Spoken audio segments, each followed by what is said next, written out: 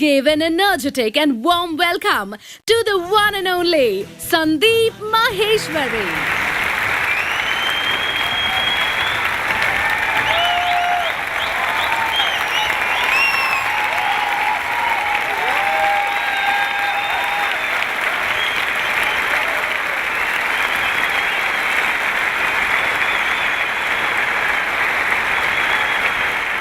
Good morning, everybody!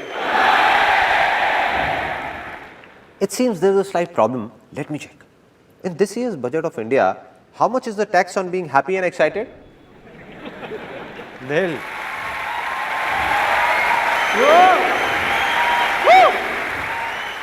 Let's try it once again with full of excitement and a lot of happiness.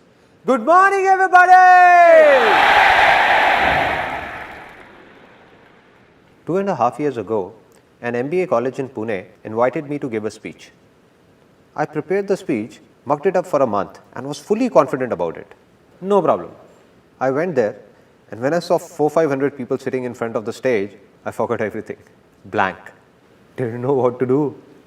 Then I took that page out, the one with the speech written on it, and entered a room right behind the stage and started mugging it up as quickly as I could. Just then, a girl entered that room.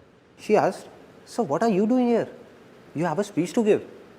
I said, "Yeah, I know, but I'm just fine-tuning it." She could sense what was going on. She asked, "So are you nervous?" I said, "Nah, do I look nervous? What are you saying?" She just folded her hands like this and asked, "So you're not nervous? Then what are you doing in the ladies' toilet?"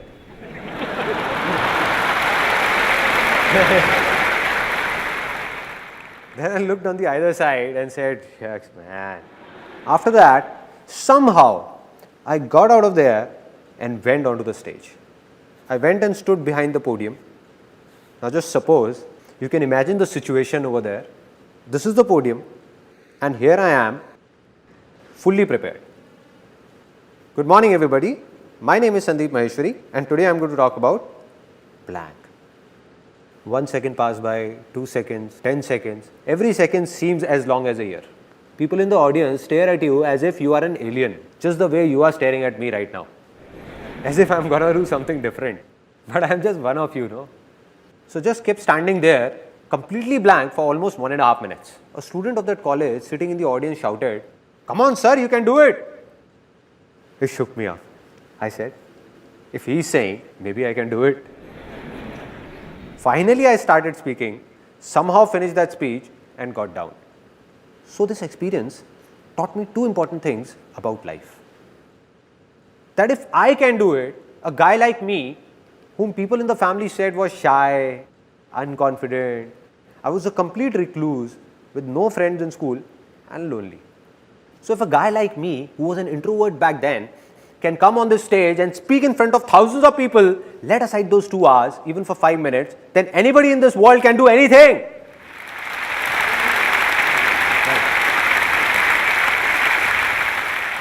This was the first thing. And the second thing I learned made me swear to myself, never to mug up anything. So everything I'm going to speak today, I have no pages in my pocket. No mugged up matter. No preparations. I have no clue what I'm going to speak about. I'm not going to do this seminar from here, but from here, from my heart.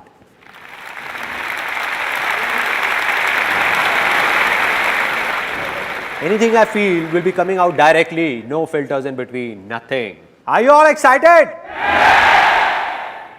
Now, your excitement level that was here has reached here. I'm going to make 3 such big commitments that your excitement level will surge from here up there, right through the roof. Okay, the first commitment, that this day is gonna be one of the biggest days of your life. One of the biggest days. And you won't be able to forget it. Never. And I'm not only saying this, I'm making a commitment in front of thousands of people whom I don't even know. And even if a single person says that this day was not that big or was not that good, then he or she can let me know at the end of this seminar and I'm going to apologize to that person in front of everyone for wasting his or her time. This was the first commitment. Now the second commitment. A lot of you people sitting here would be thinking, Okay, there must be something in it for us, but tell me what's in it for you?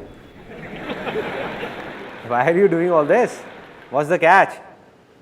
Wherever you would have seen the word free written, it has a small asterisk on top of it. Really small, the one nobody notices. And at the bottom, it is mentioned conditions apply. Similarly, there is a small asterisk that you missed. But at the bottom, it is mentioned no conditions apply.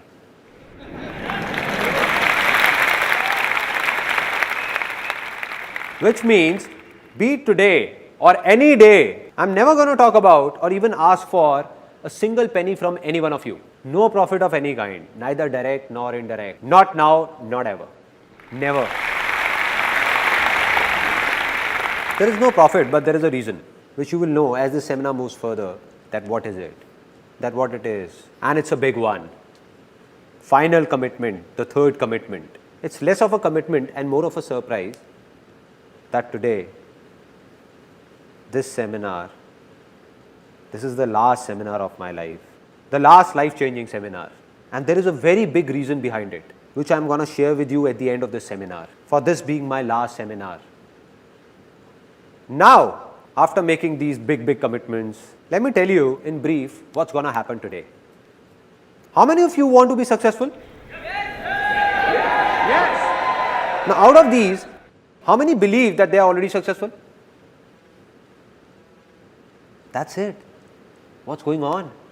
I can prove right now that all of you are very successful. How many of you know driving? Out of you, how many ride a two-wheeler? So all of you who ride a two-wheeler, like you said, where do you ride this two-wheeler? Delhi. In Delhi. And many of you in different parts of India. Now, what I can make out of this is that all these years, you have been driving two-wheelers on Indian roads and are still alive.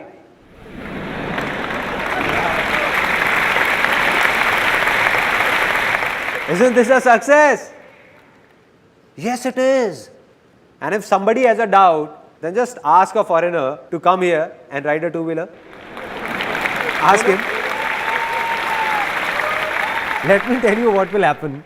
The very next day, not even 10 days, the very next day, there will be candles lit in front of his photograph. They don't put garlands, no? And somebody would come and ask his mother, I'm so sorry, how did this happen? And his mother would say, he made a big mistake. He didn't jump the red light.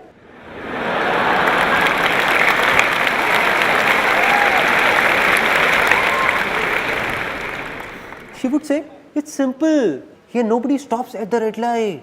People keep driving till the time the person from the other side whose signal is green doesn't make a gesture like this. Where? Where are you, brother? Where? Till that time, don't stop, son, don't stop. Just keep driving, keep driving, keep driving. But he didn't understand all this. He applied brakes and stopped at the red light. He stopped, but the bus behind him didn't and took him along. Which means that in his own life, back in his own country, he might be very successful in many things, but driving in India, he failed and failed miserably. But you all are successful. So what is the problem? The problem is that with time, the definition of success changes. There was a time when driving was a success. Now after learning how to drive, definition changed. Getting a degree was a success, right? After that, it was to get a good job or do a business. That also happened. Then success was all about getting married. It's not right to laugh at other people's mistake. Well, anybody can make a mistake. So marriage also happened, which means that if I start making a list of things you all are successful in, the day will pass here itself. Even of a single person, you all are so successful. But the only problem is that you don't believe in it. Believe in it and you will realize it.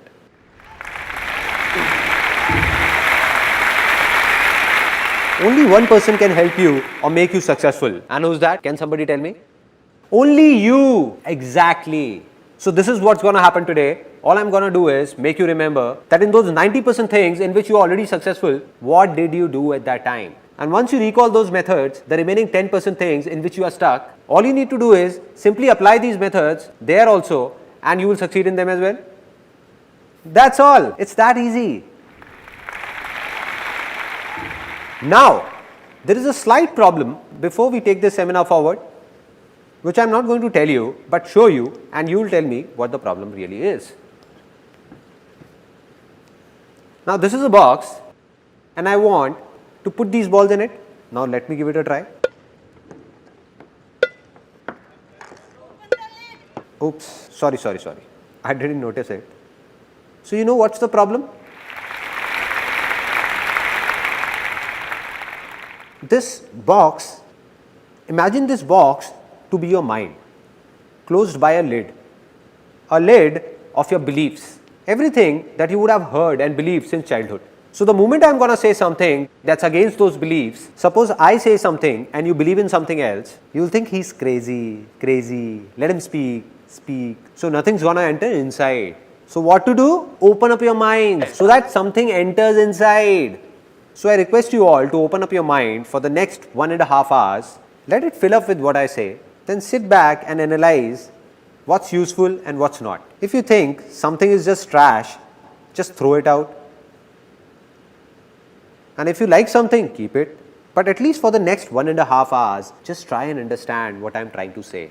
Only then will something happen. Only then it will be worth it. So, can I expect that all of you sitting here have opened up your minds? Yes or no? Yes or no? If opening up your mind was so simple, there wouldn't have been any problems. Let me ask you a simple thing. Who all have open minds by default? Who are ready to learn anything always? Kids, exactly. Let's give a big hand to all those who said kids. See, why are we clapping for him? Let me tell you. Not because he spoke something extraordinary, but because he at least spoke something. I asked and he answered. This is a very big quality of being successful. That it's not just about thinking, but doing it as well. So let's do one thing. I have a simple idea that let us all become kids for the next 1.5 hours. I am a kid and like me you are all kids. So are you all ready to be kids? Yes or no? Yes, yes or no? Yes. Now that you have said it, you can't step back. Now you will see what all strange things are going to happen here.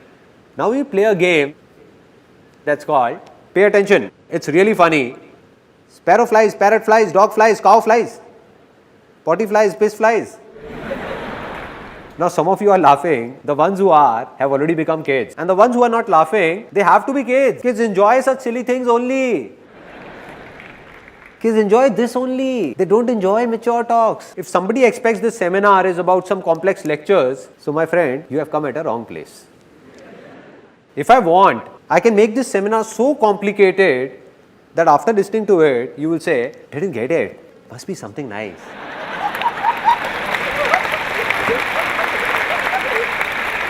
But no, what am I doing? I'm just sharing my life's experiences with you. My life is easy, so I'm going to tell you how is it easy, why is it easy, and how can you make your life easy, not complicated. So, I'm going to ask you a simple question, and if your answer is yes, then put your hands up. If it's no, keep your hand down, and if there is a doubt, then stick it up till here. Alright, simple. First question. How many of you are male? Oh, some have not raised their hands till now.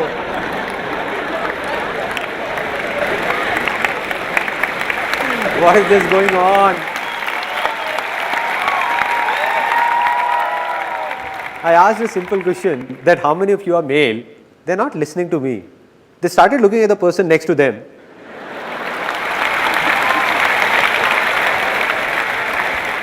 They are looking at his moustaches. That he also has moustaches. Looks like he is also male. Why is his hand stuck here? Maybe it has to go up till here only. It's a simple straight question, nothing complex. That for whom have you come here? For the person next to you, for me, or for yourself? For whom? So my dear brothers and sisters, except my wife. So anything you do has to be for yourself, not for me.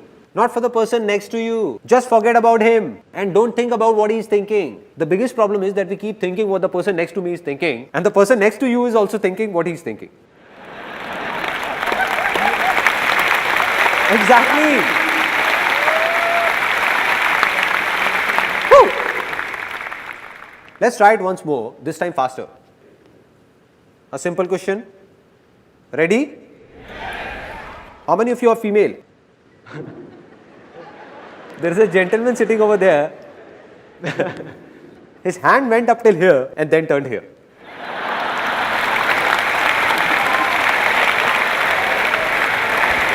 How can I make a mistake?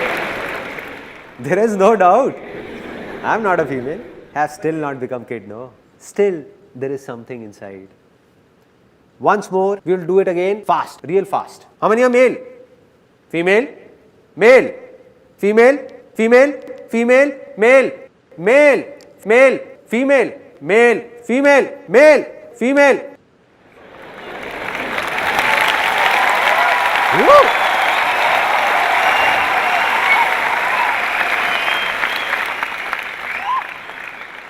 Now we all are enjoying, opening up a bit. Everyone. This is what needs to be done. So if you like something, laugh for yourself, not for me. The problem is that a lot of people, when at home, while playing with kids, are fine, but outside, don't know what happens in seminars, at public places. And then there are a lot of people who don't even laugh at home. Their laughter, struck by the hard times of life, gets stuck. It stops. So I have given a name to such a laughter, and that's constipation smile. Meaning, stuck up smile. They feel like laughing, but don't want to open their mouth. How will it come out? Let it out. Don't suppress your laughter. Let it out. Out. There is no point stopping it. No point. So do what you feel like doing, because this day is not gonna come back. This day is not gonna come back.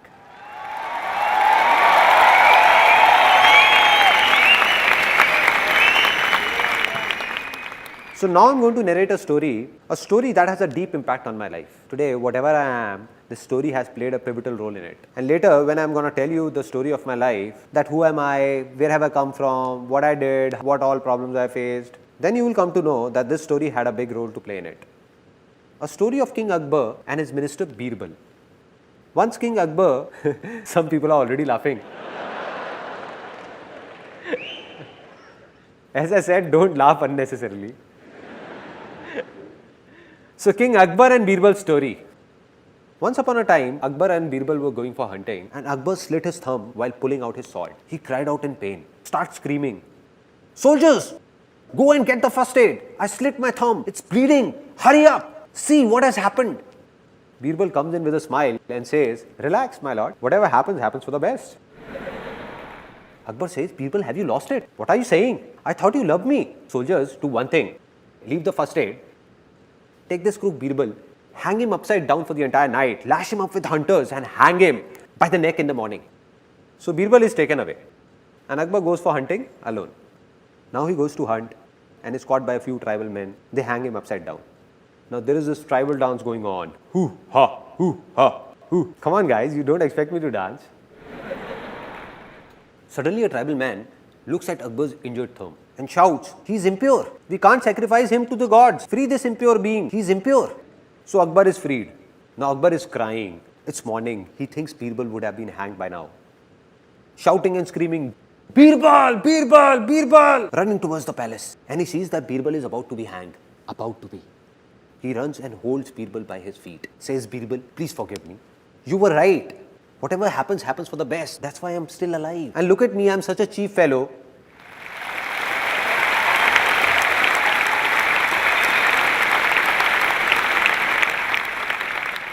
And look at me, I'm such a cheap fellow.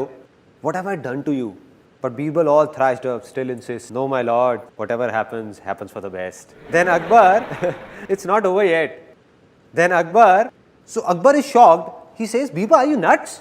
What are you saying? What could be good in it for you?" He says that if I would have gone ahead with you, they would have sacrificed me instead.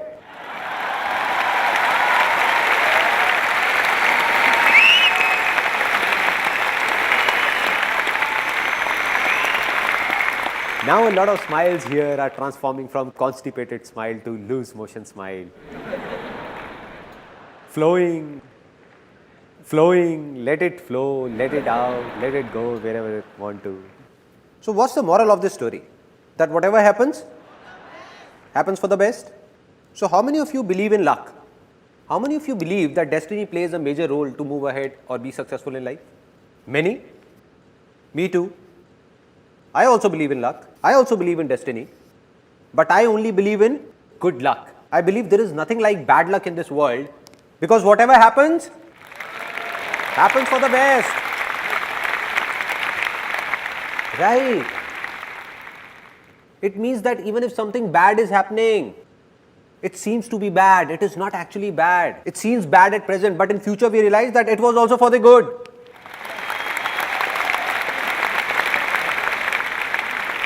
So are you all ready finally to see something, to listen to something that could be beyond your thoughts? Yes or no? Yes.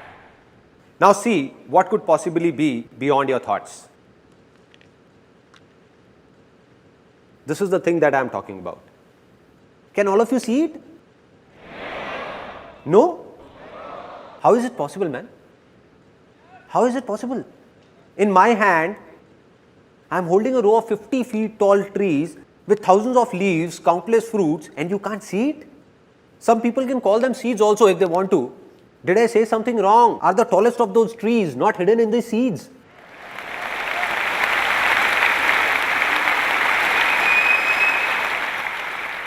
Hidden inside but not visible.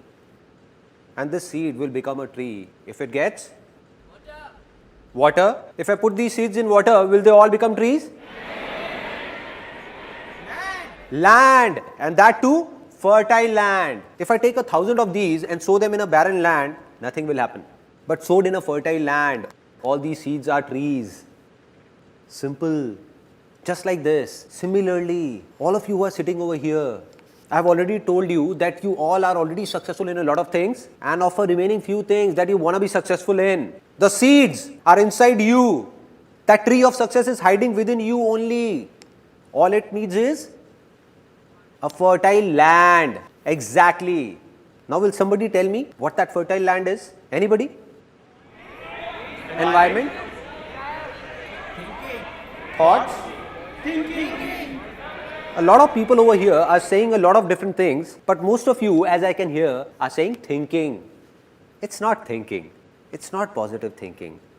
We keep talking about positive thinking. If we have positive thinking, we will be successful. In a single day, in everyone's mind, it has been proven scientifically, more than 60,000 thoughts emerge. So anybody, no matter how big, how powerful, or how evolved, he cannot control his thoughts even if he wants to. So it doesn't make a difference what you think. It doesn't make a difference what you speak or listen to. All that matters is what you believe, because what you believe, sooner or later you become.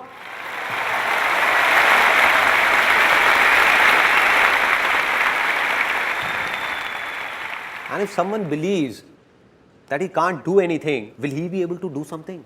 No, never. And if someone believes that I can do it, then nothing in this world can stop that person. Yes or no? Yes! So simple, so simple. So what am I saying? I'm saying something big that might hurt a few people. That all of you who are sitting here, more than 90% of you don't even have a land that's fertile enough to sow the seeds of success in. That very land is infertile. Strange to hear, na? Okay, I'll not comment on you, rather share my own experience. Till the time I turned 18, as a kid, I believed I could do anything. But by the time I started growing up, grew up, there came a stage in life where I believed that I'm good for nothing, which means my land became infertile. So why did this happen? Where did it all begin? It all began in childhood. So here's a short film that you'll see that will explain why did that land become infertile and how to make it fertile again. Since childhood, don't know how many times you would have heard that you can't achieve your dreams. Like your dream of piercing through the clouds in open sky. But the dream ended the very moment you woke up. Because you were told that no matter what you do, you cannot fly. Just like me, you would have heard it a lot of times. that life is not easy. Rather, it's very difficult. It's not a child's play. What if I tell you that all those people who told this to you were intentionally or unintentionally lying about it? And in this whole world, anybody who has been successful has done so by keeping that little kid inside him alive and not by killing him. That kid who is not afraid of dreaming, who learns to walk by falling again and again, who believes that he can do anything, who not only flies in his dreams, but in reality as well. So are you ready to become a kid once again? Because being successful is not a man's task. Rather, it is a child's play.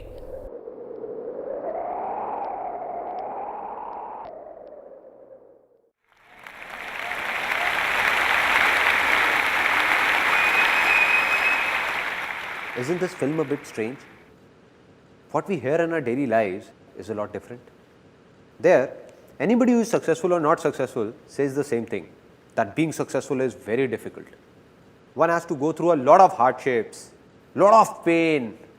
Like success is very, very hard to achieve. That he who is successful must have done something radical. But what am I saying here? That being successful is a child's play. What will happen if within the next few minutes, all of you believe in it? Because you already know it. I am saying believe in it, not knowing it. If you believe in it, that being successful is a child's play, what will happen? You will become successful. Right? So let me tell you what happened that made my land infertile. Which means I wanted to be successful. I wanted to do something, but believed that I can't do anything. As a kid, I dreamt of flying in the sky. But by the time I grew up, I was even afraid of walking. There was a stage in life when I thought I can't do anything. What was the reason? The root cause. The root cause is somewhere in our childhood. How many of you are from a middle class background? A lot of you. I also hail from a middle class background. My family, we used to live in a small house, just a 2-room set. We had limited income with a rented accommodation. I had a friend in the neighborhood by the name of Puneet. They were well off and his dad got him a brand new red bicycle, imported cycle. Earlier when we used to go to the park, we used to race and I always won. But now, since he was on his cycle and I was on foot, I used to lose. So one day, I went back home after losing again and demanded the same cycle from my father at any cost. That too the very next day, I don't know anything. My dad said, it's not like this. It's your birthday after 6 months. I'll get you the cycle then. But I was unmoved. The next day, tired, when my dad returned from office,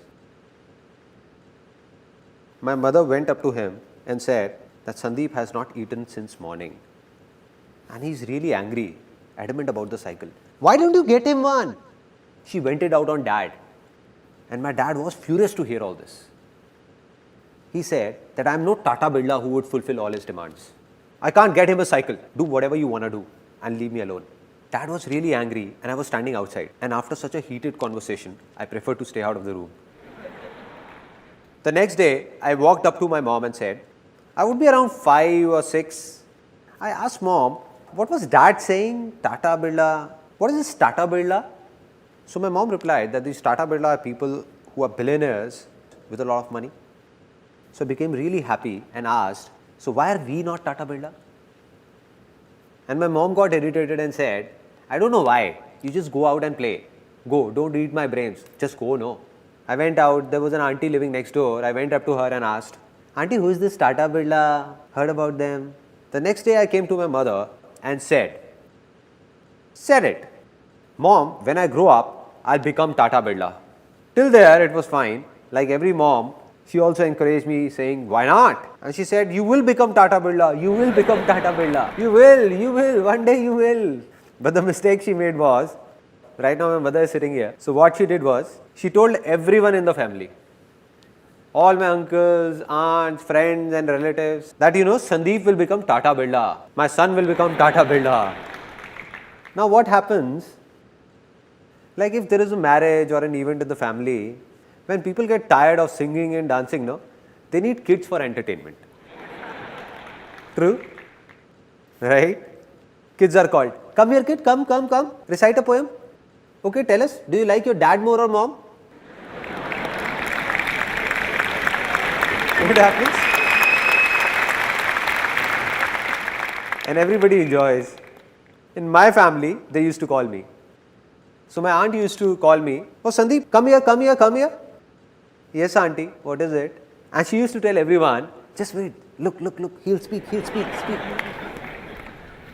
Now, with everyone eagerly looking at me, then she used to ask, Sandeep, what will you become when you grow up? And I stood there feeling shy, looking down, really shy. She prompted me again, speak up baby, speak up. Don't be shy, speak up. Tata Birla. Saying this, I would run away. And they used to laugh and call me later, kissing me, hugging me, and they used to say, Ay, such a cute kid. Why not? He will become Tata Birla one day. You will know once he grows up. Innocent kid. If a kid from a middle class background says that he will become a billionaire, what will happen? People will laugh at him, no?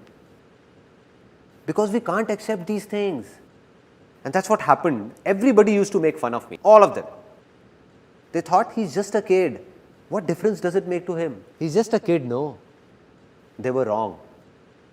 Because a kid understands everything. He doesn't understand a joke, but he understands when others are making a joke out of him. I didn't know what's Tata Birla, but I knew that everyone is making fun of me.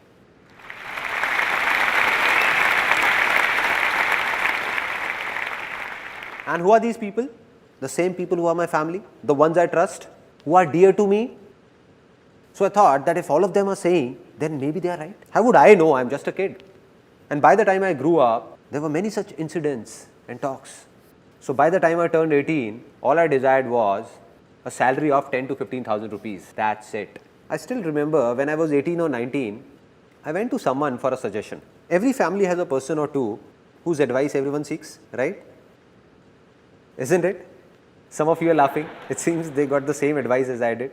So I went fully prepared, thinking that I'm going to this influential person, and if I goof up anywhere, then my family is not going to support me. So I went fully prepared for it. Fully prepared, thinking what he might ask. He asked me 10 things, saying, what if this happens? What if this? What if this? What if this? Since I was fully prepared, I said that if this then this, if this then this, if this then this. When I answered all his questions, he said that, listen kid, all this you're saying is very impractical and it can't be done. And I asked, why can't it be done? Can you please explain why can't it be done? He got irritated because he was at a position where a kid who was a nobody came and questioned him that why is it not possible? So his ego took a hit and he said that, listen boy, you don't know anything about it. It's easy to say but very difficult to do. How many of you have heard this dialogue? Everyone. And that too, how many times? Have you ever wondered the impact of this simple dialogue on our minds?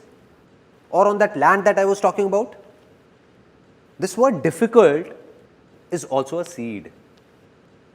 Just like the seed of success that I was talking about, this word is the seed of failure. Anything in life, if you keep saying it's difficult, then after some time you will end up saying, it's impossible, it can't be done, the end. So this word difficult, what has it done? It has tied down. It has tied down each one of us like a rope does. Just like an elephant in a circus who was tied with a rope when it was small. So that baby elephant tries very hard to snap that rope. It keeps trying, but can't break free. It doesn't have the power to do so, can't snap it. So it believes that it's really difficult for me to do it, impossible.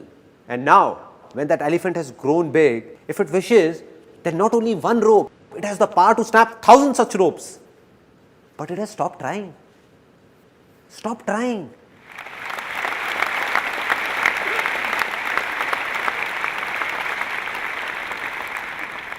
If someone sneaks in and whispers in that elephant's ear, that dude, you have the power, Just give it a shot. You can do it.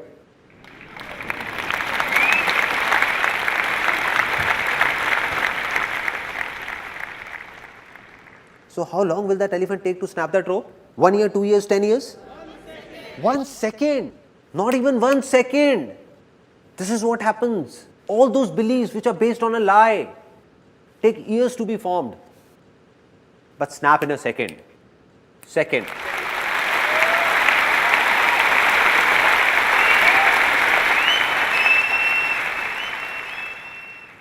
So I'm giving you a few examples of how these false beliefs are broken.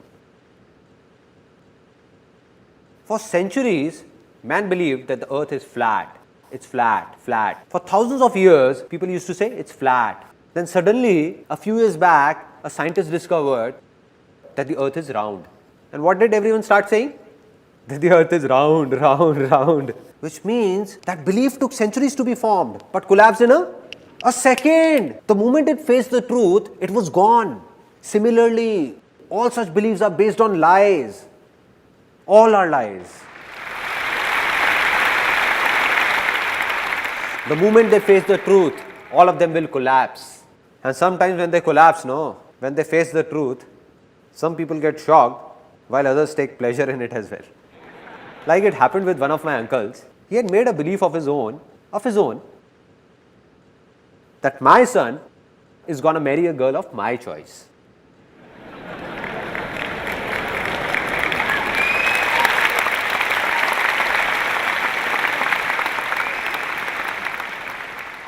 The sons are clapping, but fathers, anyhow.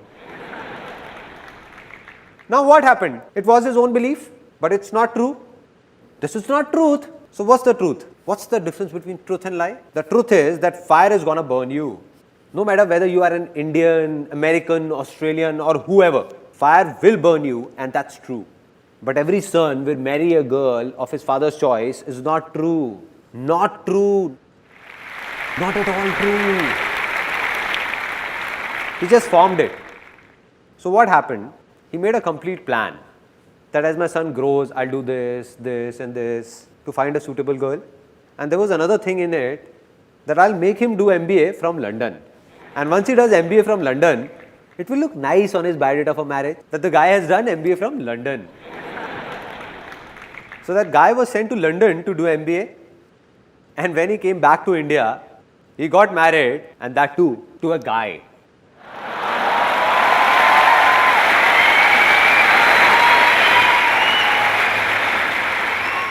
This is how false beliefs snap, like this. I'm not talking about right or wrong, but I'm just giving you an example.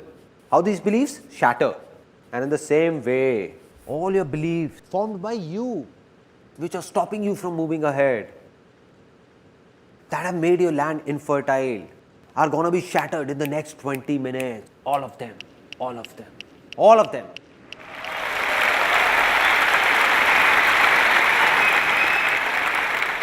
Because you are going to witness the truth. That rope is about to snap in a few minutes. So are you all ready to make your land fertile? Yes or no? Yes. So how many of you are into a job? Okay. Out of these, how many of you find giving job interviews difficult? Going for an interview gives you nightmares. Okay. So many of you. And how many of you find job interviews easy? Again, so many of you. It seems there is some confusion. How many of you find dancing difficult?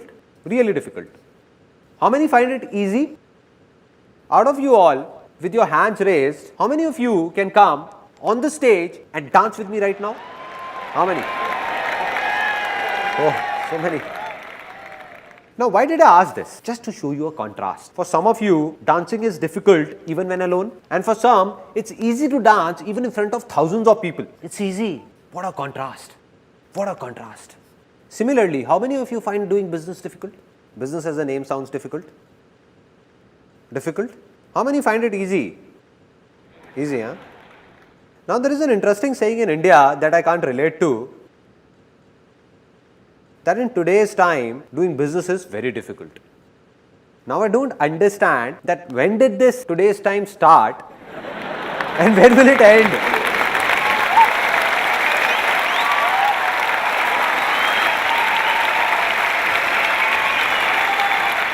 In what time is this today's time gonna go on? So there is a simple thing that's clear now, absolutely clear. Sometimes we are so busy with our lives that we don't have the time to think about these minute things. We keep waiting that someone from somewhere will come and tell us a big secret. A big secret. Or lightning will strike us, giving us that idea which will make us successful overnight.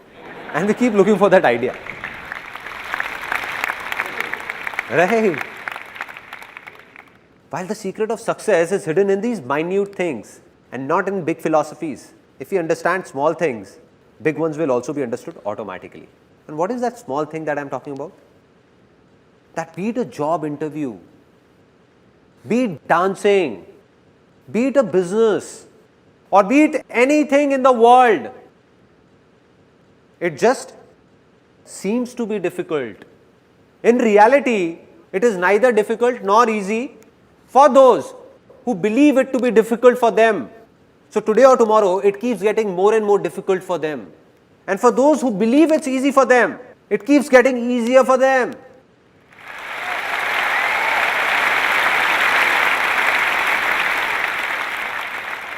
So there are a few things that seem easy to you. So they are easy for you. No need to do anything because they are easy.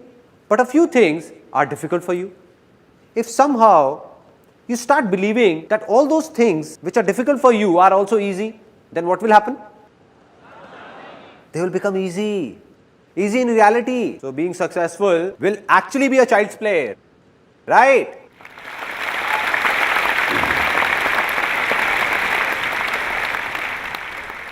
Now, let's get down to the basics, the roots, and see what is really happening down there. That all these beliefs, from where are these being formed? All these false beliefs, how were they formed? Till the time we understand this, how will we break them? Now, out of you, how many of you have heard, see no evil, say no evil, hear no evil? Everyone. I believe that if you really want to be successful, then you have to do something else and not this. With due respect to Gandhiji, I don't agree with him. Why? I'm saying such a big thing. Why don't I agree with him? Why not? Can you please close your eyes for a few seconds? All of you? Eyes just above your nose? All right. Now do as I say. Do as I say. Don't think about your mother. Please don't think about your mom. You dare think about your mother.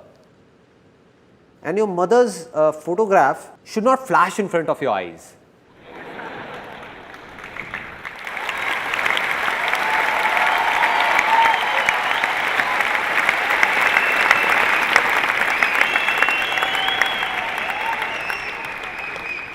What all was happening? How many were thinking about their father? I was saying, don't think, don't think. But even then you were thinking just about her. See, here is an interesting fact that how does a mind work? See, our mind cannot think in words. It can only think in images. It can only think in pictures. For example, I am saying terrorist. Whose image comes in your mind? Kasab. Osama bin Laden. Nobody is saying wife, right? Don't you dare.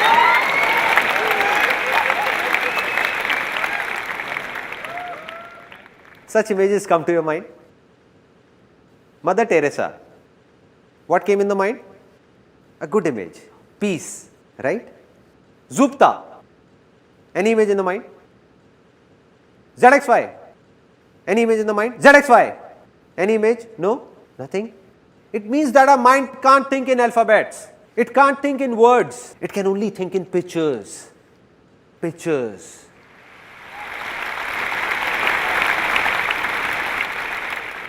So, nothing can be changed by just speaking about it, whether it's easy or difficult. Anything we want to do has a good image in our mind, we find it easy. And if it's bad, we find it difficult.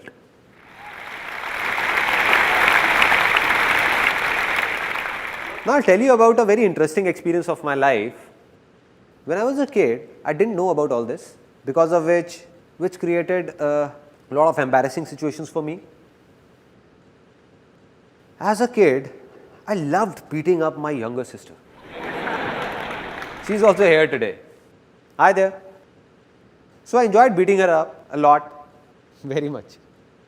And whenever I would beat her up, she would exaggerate and tell my dad about it. Means, she would say, I got a real beating. Oh dad, he hit me here, he hit me there. I got a real beating. Dad would have just returned from office, all tired, irritated, and he would start every day, regularly, almost every day.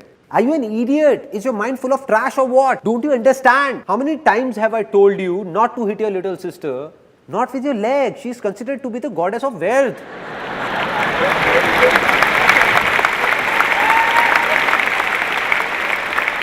But I never got it. At that time, when dad would be scolding me, I would look down and apologize, sorry, and the next day again. So there wasn't a problem till the time dad was scolding me. Problem began when mom entered the scene. Mom came and she used to pamper me a lot. She used to get scared looking at my dad's high temper. And she used to come and dad would be scolding me. She used to come and say, don't get angry, poor kid, spare him, don't get angry. And as mom started saying this, dad, who would be scolding me till then, would suddenly start beating me up.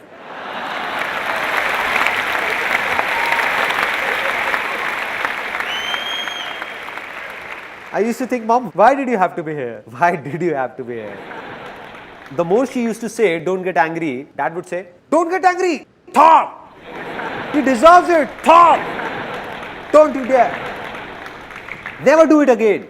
I couldn't understand it back then, but today I can understand the problem. Problem is that our mind doesn't think in words, but in images. The moment mom said, don't get angry. So what happened? The image of anger came in. Don't. Any image of don't? Nothing. Get. Yes, do it. So,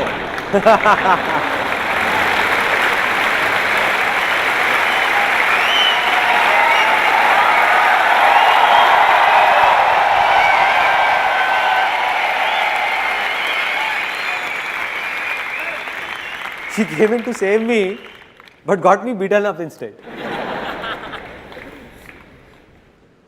Similarly, if we see two guys fighting, involved in a heated conversation, you don't know me, man, you don't know me. You don't know me, man, you don't know me. And somebody would come and say, don't hit him, don't you? No.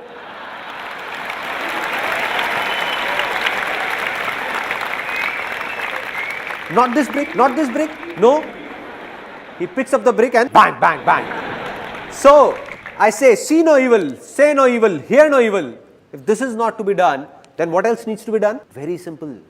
Just say, see good, say good, and hear good. Right?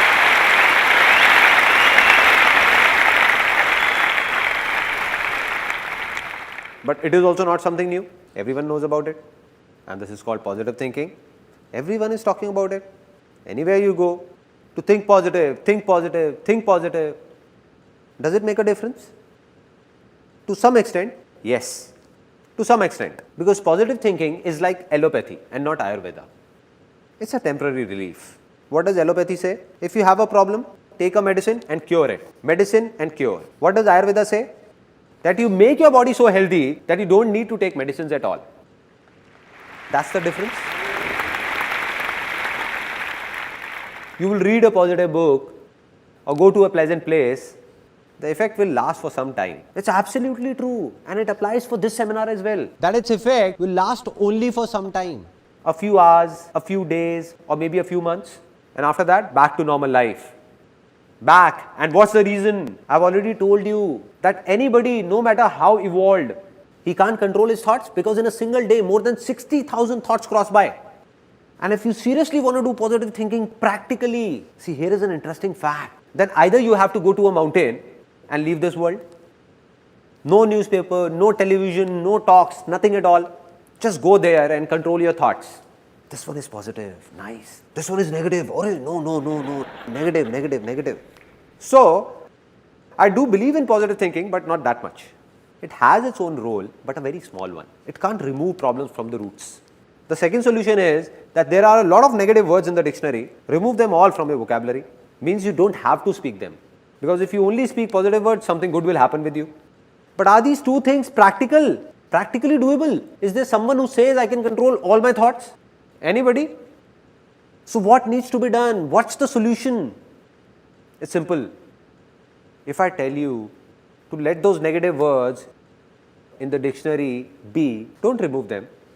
Don't control your thoughts as well. Just take one word that is the root cause of all your problems and failures. The root cause. Take that one word and throw it out of your dictionary. Can you do this much? Yes or no? Okay, for anyone, be it us in India or someone in America or Canada or anyone in any corner of this world, what is the biggest success of life for them? The biggest. Name, fame, money, happiness, health. Absolutely. Let's give a big hand for him.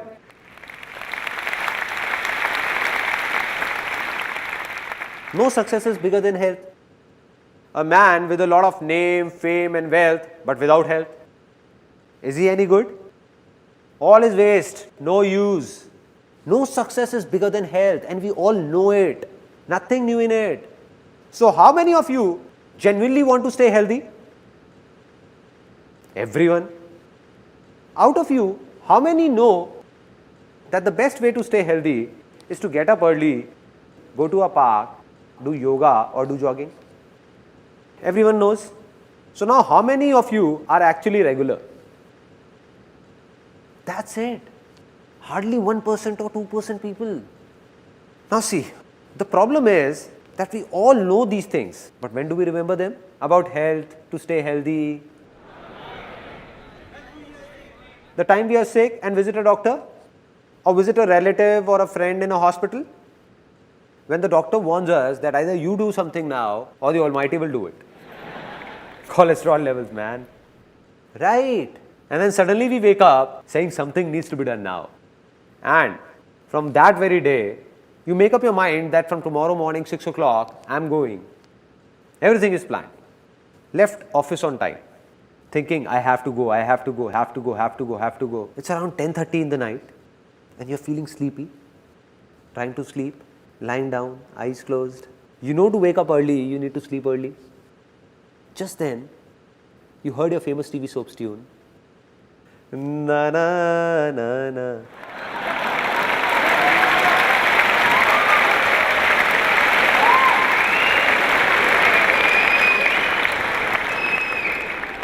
And the mind got lured towards it. You got out of bed. Okay.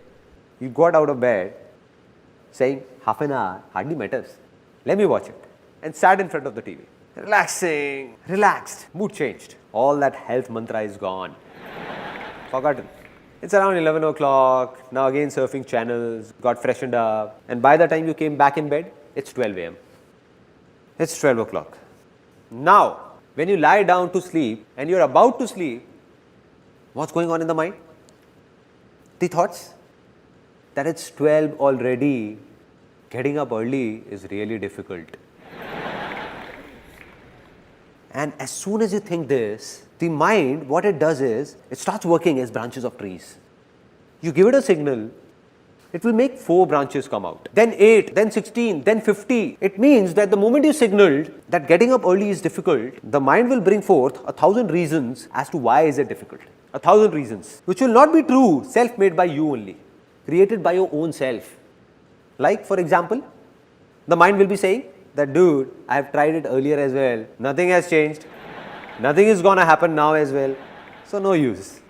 The second thought will be, I tried getting up at 6 a.m. earlier as well. I somehow woke up, but the eyes didn't open. Got hit by a side table. And this knee still hurts. Strange thoughts will come to the mind. Strange thoughts. That if I wake up early, like I'll feel sleepy throughout the day in office. And then what will you do? Change the alarm from 6 a.m. to 7 a.m. Saying getting up an hour later will hardly make a difference. Now you're remembering because you have said it's difficult. So the mind is giving you reasons. That you read an article in a newspaper which said that a minimum of 7 to 8 hours of sleep is a must.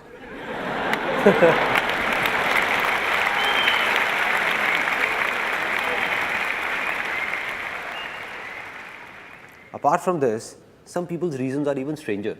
Like one of my friends, I told him that from tomorrow morning, you come along with me and let's go jogging. He said, I'll not go in the morning, I can go in the evening.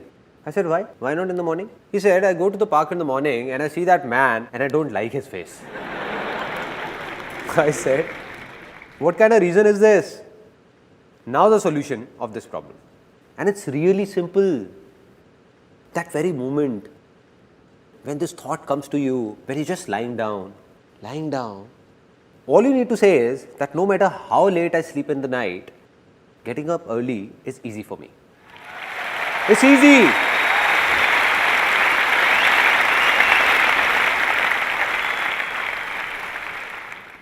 Now you know what will happen?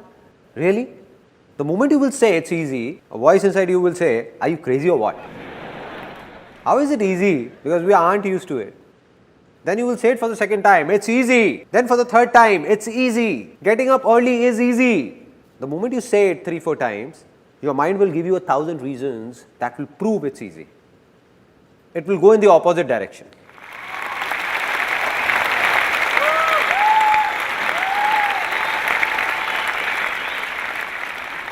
At that time, mind will be filled with some other reasons which will be completely different from the previous ones. For example, the first one will be, come on dude, I just have to get up at 6, not drill through a mountain.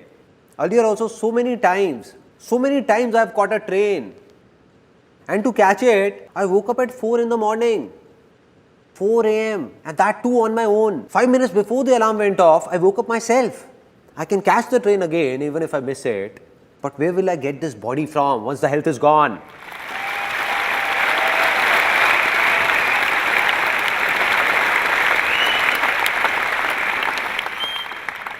Can you make out the difference? The difference between positive thinking and this? In positive thinking, someone from outside is trying to make you positive and the negative thoughts inside you are stopping him. The moment you say it's easy, you're yourself trying to be positive. Nobody from outside is doing it. Rather, your own mind is doing it. Now, this is what came to your mind. And apart from this, the second thing that came was that earlier you were thinking that you will feel sleepy in the office. There is nothing wrong in it. But just see how the perspective changes. Your mind will think, so what? Even if I feel sleepy, I'll have 3-4 coffees extra and then I'll get used to it. Finally, the biggest of problems, the one that my friend had. Maybe you also relate to it. The one my friend had, that if I go to the park in the morning and I'll have to see that man's face. So now when you will say it's easy, you will not see the neighbor's face, but his beautiful wife's.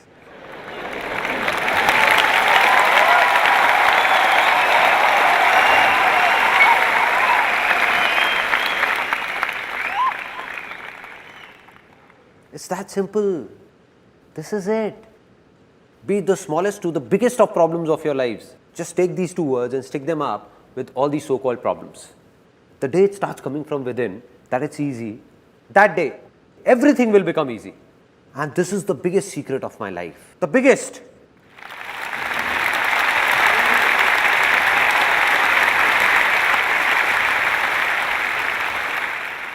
There was a stage in my life when I thought that I'm good for nothing. I can't do anything. Nothing at all.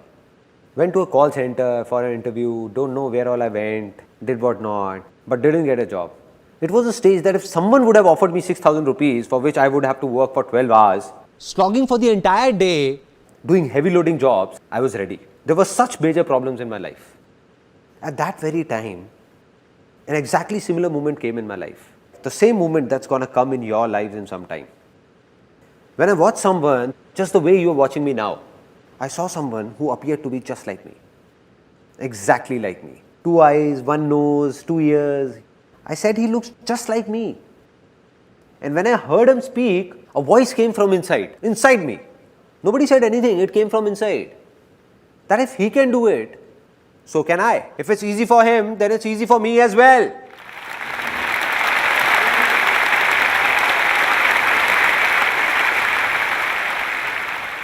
Finally, the moment has come to decide. Because I believe that if nothing has changed, then nothing will change. Although you all have come here, but if you don't make a commitment to yourself, or don't try to change yourself, then nothing will change when you step out of here. Nothing different. Just a good time pass and finished. So it's time to make a commitment to yourself. Take a decision to change yourself. You have two options. First, there are a kind of people in this world who themselves keep making the smallest of their problems, their troubles, bigger and bigger, and keep complaining. There are a lot of such people, and there is nothing wrong in this. All we need to do is understand that if we are like these people, only then will we be able to change ourselves. But if we don't accept it and say, no, I'm not like this, then you will be like this only, like you have always been. Second option, this was the first option. Second option is those people, and there are millions of people like this, who themselves make the biggest of troubles of their lives really easy, thinking of them as nothing and always be happy.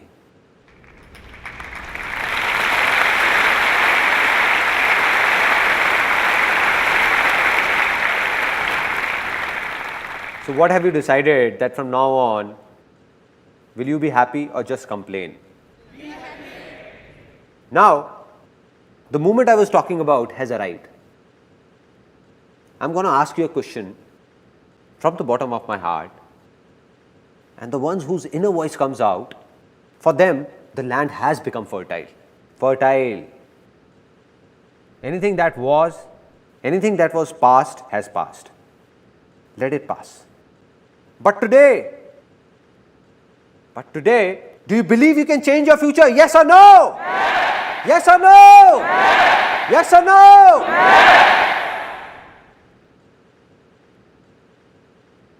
Let's celebrate. This is a very big moment.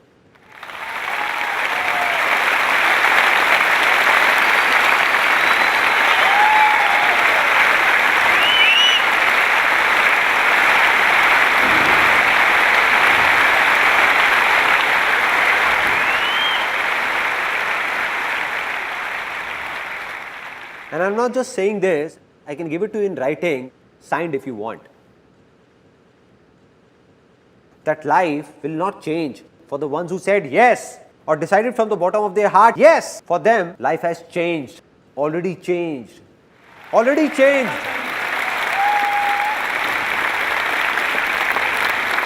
The land has become fertile. Done. There are people in this world whose problems could be 100 times bigger than yours, but then also their success is also 100 times bigger than yours, which means that problems and success don't have a direct connection. It's all about what you believe in, something we have just realized.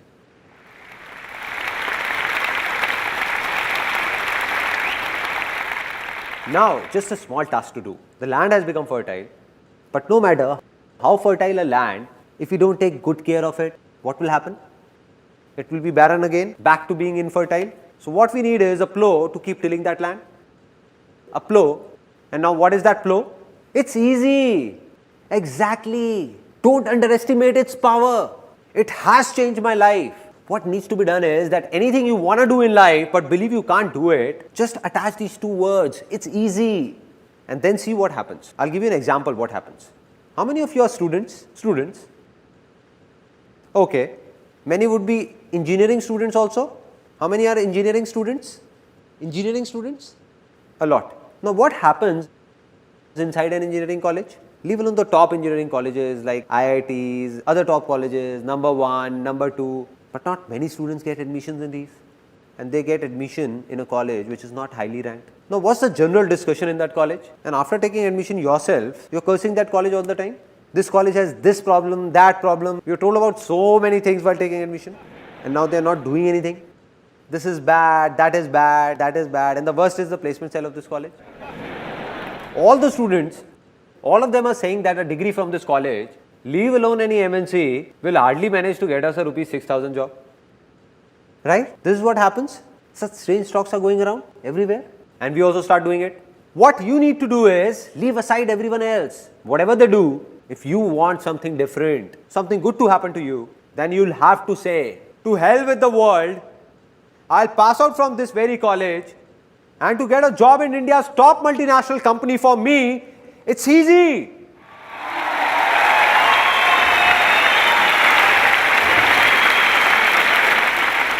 Right? Let those 99% people say it's difficult. Let them do a 6,000 rupee job. Let them fight over it. I'll get into a top company. Now what will happen when you say this? From outside, you will say it's easy, but the inner voice will say it's difficult. Again from outside, you will say it's easy, but the inner voice will repel, saying it's difficult, difficult. The day your inner voice says it's easy, inner voice from here, that yes, it's easy for me to get a job in that company, within some time, I can guarantee this, you will be sitting in that company.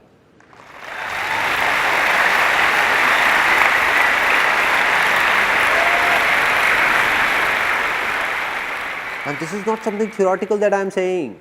Practically, you pick up any big company of India or world for that matter. Have all the people working there passed out from top colleges? No! More than 80% of them have passed out from colleges ranked lesser than your college or similar to your college. So my dear friend, if 80% people can do it, then why can't you do it? Right?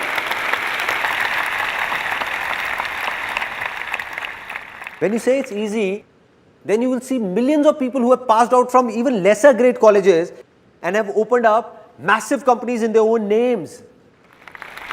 Right? Right? Now, till here it's clear, our land is fertile, we have got a plow, but if we keep sitting and just say, it's easy, easy, will something happen? Nothing will happen. Means something needs to be done. It's time to do something, to decide what needs to be done.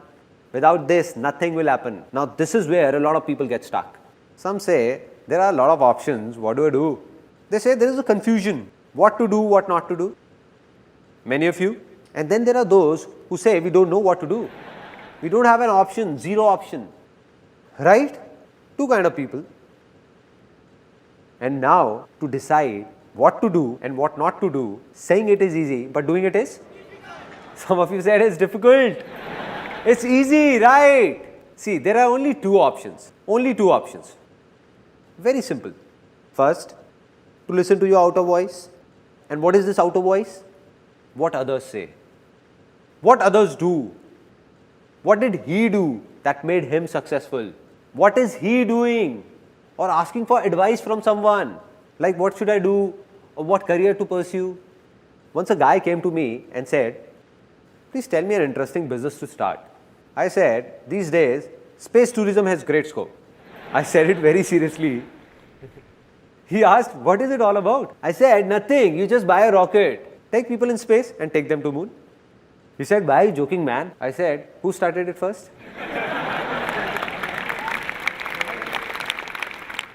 So what's the second option? The first one is outer voice and the second one is listen to your inner voice. Inner voice, whether you call it your soul's calling, your desire or call it anything, but listen to your inner voice. And the day you listen to it, no, that's it. You don't need anything. A simple example, real life incident of every house. There is a kid who has just one passion, to open up and reassemble his toy cars. Open up and reassemble, open up and reassemble.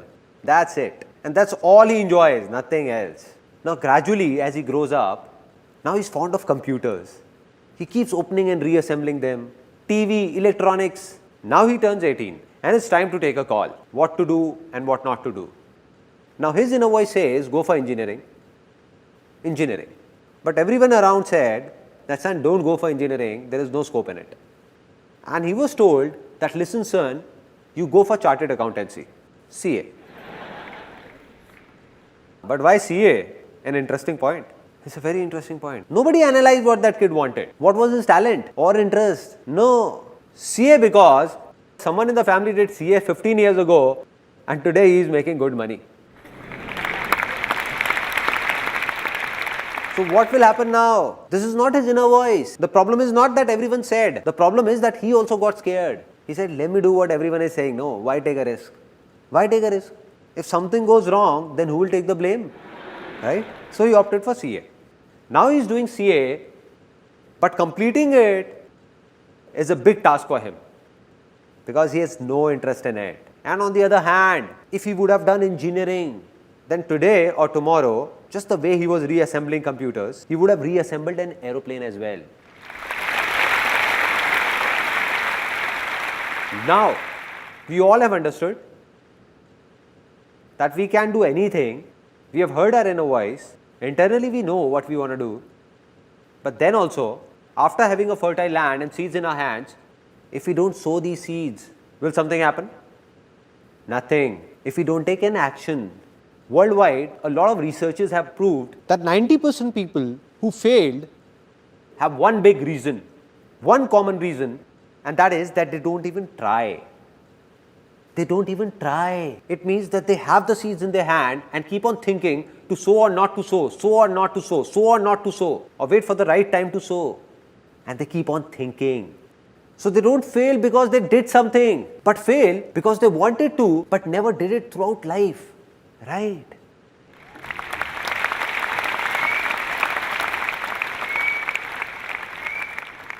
Now we understand that the problem is not taking an action. Let me ask all of you, why don't we take an action? We know we have to do this, still we don't do it. Why? It's one word, one word. Fear. Risk. And that's completely genuine. I'm not saying it's wrong. It's completely right. Because we are not alone. Today your inner voice says, I must do this. You also have your family, your house, kids and everything. How will you do it? There is a risk involved. Rubbish. All rubbish. I don't buy it. Why so? Because there is nothing known as risk in this whole world. God or whoever created this world didn't make anything by the name of risk. It is man who is creating risk for his own self. We are ourselves creating risky situations for ourselves and are getting scared of them. A little kid who is just born, we tell him impatiently, everybody encourages him to run. Run kid, run. What will happen to the kid? He'll break apart, he'll fall. Right? It's risky.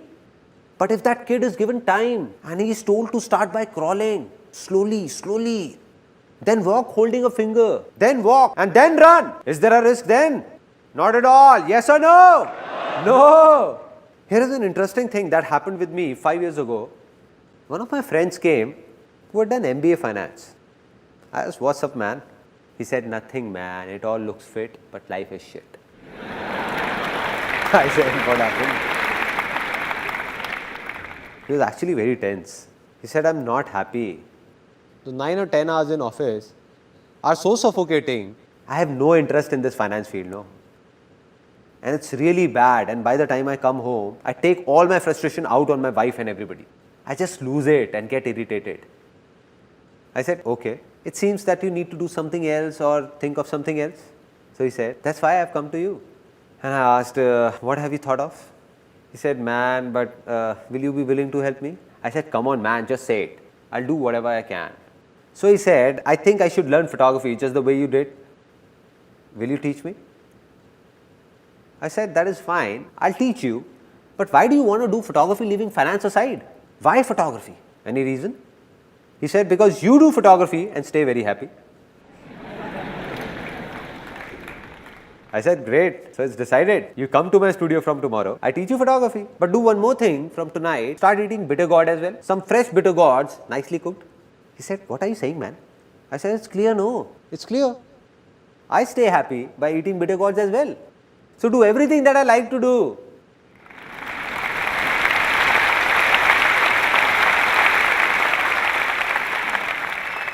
I said, listen man, you were about to make the same mistake you did many years ago. I said, I'll make you see 100,000 photographers, 100,000 who do photography like me and are not happy at all. For them, photography is just work, nothing else. And I said, I'll show you 100,000 people who do what you have been doing from the field of finance and are very happy. Very happy. It means that no work is interesting or boring in itself. It all depends on your interest. What do you like? Anything that is from inside is good for you. And if not, then it's all waste for you. And so he got it somewhat. He said that I don't get it. All this inner voice thing and what all you say. How to listen to my inner voice? There is no inner voice inside me. It's a genuine problem. Now there is no voice. What will you do? I said, look, I'll make it simpler for you that how to listen to your inner voice. Any such work that you can do without getting tired, non-stop, 12 out of 24 hours in a day, without bothering about money, whether earning more or less, and still be happy about it, that is your inner voice.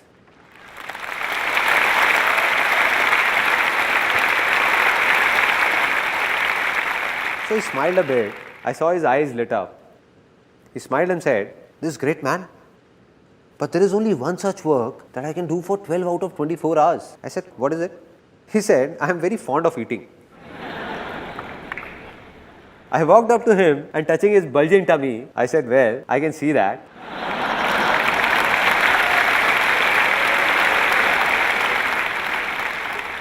I said I would have known it anyway. He said, "Come on, man, I'm serious." I said, "Okay, tell me now." He said, "What I mean to say is that I'm not just fond of eating, but cooking as well. Cooking is something I can do for 24 hours. Everyone at home makes fun of me. Why do you keep roaming like a cook? But I just love cooking." I said, "Cool, so do something related to cooking. What's the problem? Do it." He said, "Yeah, man, thanks for the idea." I said, "I didn't give it to you. You gave it to yourself." So he said, "Now what I'll do is, you wait and watch. Now I'll open a big restaurant in a big shopping mall." So I asked, "How will you go about it? Buy a space or take it on rent?" He said, "Come on, man, you know I don't have that much money to buy a space. Obviously, rent is the only option." I said, "Okay, take it on rent. Still, it's not a big investment, no? Just assume the rent of a big restaurant in a big shopping mall, like 200,000 rupees as rent. Just 5 million rupees is all you need. You must be having that much on you. Just calculate, no?" He started calculating all my savings from here and there, taking from dad, borrowing it from friends. 3 to 4,100 rupees I can manage. I said, "Great, man, you're just about there. Great, man. Okay, 3 to 400,000 rupees from here. And what about the remaining money?" He thought a lot and said, "I think dad won't mortgage the home for it." I said, "You lost it, man. Just think of something else, man." He said, "I'll make a proposal of my restaurant and go to a bank for a loan. And I'm sure I'm going to get one." I smiled. I smiled and said, "My brother, bank only lends money to those who actually don't need that money."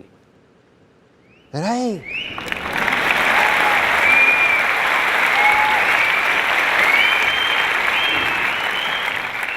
"On what basis will you apply for a loan? On what basis?" He said, "Yeah, man, I think you're right. I won't get a loan. So what to do?" "I think it's really difficult. Leave it." I said, "Why is it difficult?" He said, "No money, na." I said, "Why? You just said you have the money." He said, "No, I didn't." I said, "No, you said there is money. What about those 3 to 400,000 rupees?" He said, "But they are not enough to open a restaurant." I said, "Who told you to open a restaurant? Out of these 3 to 400,000 rupees, you can keep aside 100,000 rupees and open a nice stall with the remaining money. A nice stall."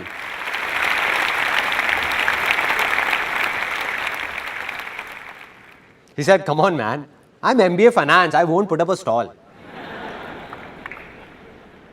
I said, "Why? What's the problem? Put up a nice stall." He said, "No, man, I can't put up a stall. Try and understand."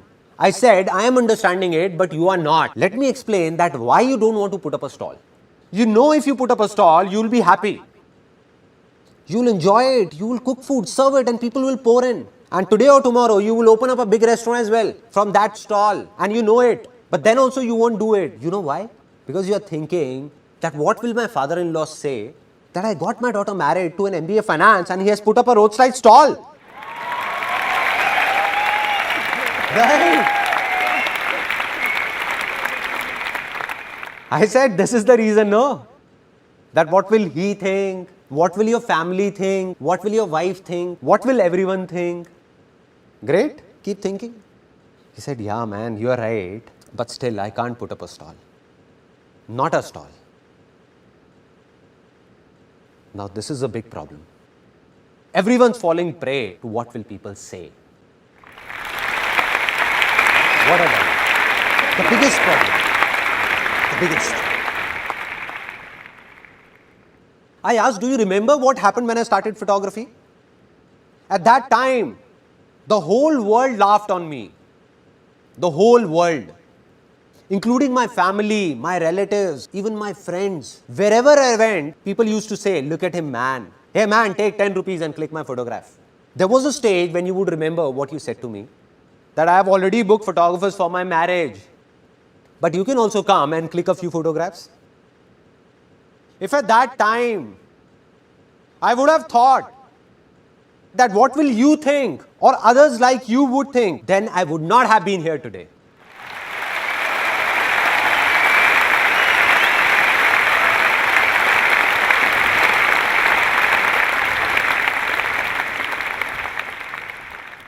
I said those people can go to hell. Whatever everybody thought of me, I didn't care. That's why I've reached here. And it's not me alone. There have been a lot of people in the world who did the same thing as I did. They followed their heart. That means they listened to their inner voice and took small steps. Small steps. Didn't take a big leap. But we all try to start with a big jump. That I'll do this and I'll do that. What's the problem, man? Do whatever you want to do today. And that too from the smallest possible level. And then see who stops you. Nobody will be able to. Nobody.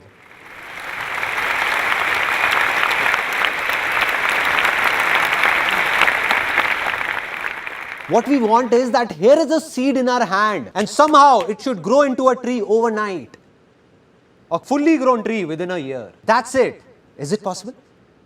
No. So what's the right way? To sow the seed. Take small steps in the beginning. Never try to force it out. Take small steps. That is, neither to run nor to stop. Just keep walking. Keep walking.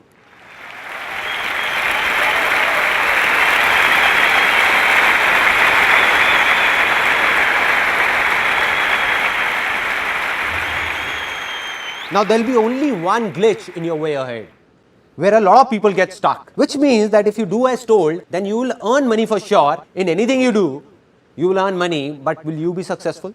And for that, there is a final step that you must follow. And this is also going to sound strange to some people, because it is just the opposite of what people say about success.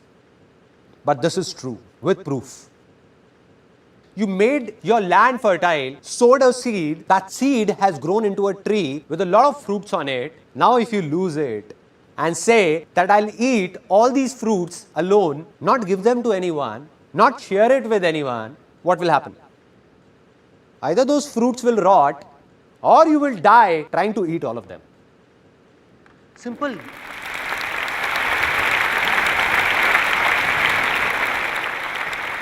Now here's a story that has a deep impact on my life. Two farmers in a village used to do similar kind of work. Both died and went to God. When they reached, God asked them, so tell me sons, what do you want to be next? What do you want? So the first farmer, full of frustration and anger, started complaining, what God, what a pathetic life you had given me. I had nothing on me, nothing. Look at what you did to me. Whole life passed working like that ox in the field, working. Whatever I earned, people used to take it from me. Nothing stayed with me. Nothing stayed with me. So God, in my next life, please make sure that I don't have to give anything to anyone. Rather, everyone should give me money from everywhere. Everywhere. God said, so be it, son, go. The second one came, God asked, what do you want? He said, God, you gave me so much. I have nothing more to ask for. A good family, a nice work, a nice village, no shortage of food ever. I never slept hungry. But there was just this one thing missing in life. At times, a few hungry people used to come to my door asking for something. Just do something that nobody should go hungry from my door.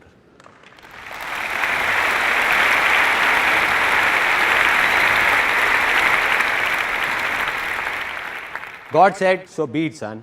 Go, son. Both of them were reborn in the same village. Both of them grew up. The first man who said that everyone should give me, and I don't have to give anything to anyone. So this man became the biggest beggar.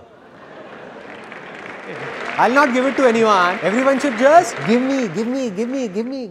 And the second man who said he didn't want anything but just to feed the hungry, he became the richest man of that village. The richest.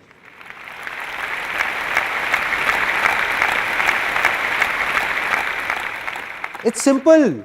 If you want to stay happy, then there is only one way: spread happiness. Spread happiness.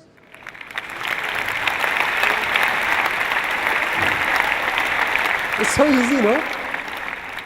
There is no other way. You keep staring at someone with anger and expect him to give you happiness. How is it possible? How is it possible? How will anyone make you happy? How will he? If you keep on fighting, then the other person will also fight with you. Out of all the husbands sitting here, how many want their wives to respect them? All of you. Then there is only one way. Respect your wife. That's it. There is no other way. No other way. We want it, but we don't give it. We want love, but we don't give it. We want everything. We want that we must get everything. Now I'm going to say something that's going to shake up a lot of people, really shake them up. Now, how many people wish to have a lot of money over here? Then there is only one way to get it. Give money.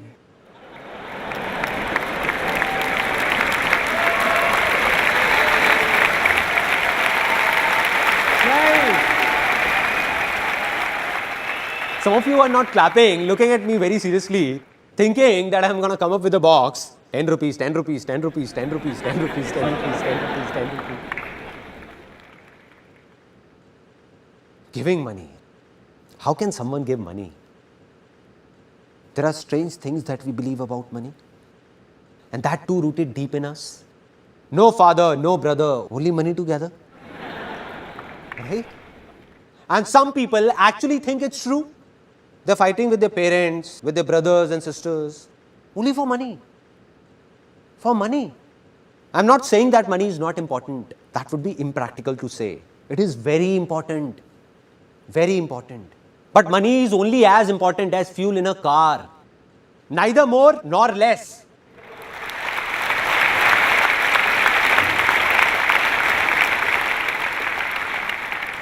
Without money, the car of your life won't go on. This is true. But how many of you drive your real car or bike just for fuel? Just to collect fuel? Take the car to the pump, buy fuel, keep it inside. Take it in the car, take it in the car, from here in the car. How many? Anybody? So what happens when it comes to money? Why are we stuck there? And that's where we make a mistake. Why? Because a lot of people in the world are doing it. So we think maybe this is right. When everyone is doing it, then it must be right. We know this is not right.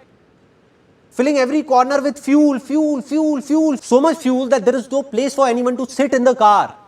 No place to even breathe. One day a slight spark will burn everything up and we'll perish in that fire.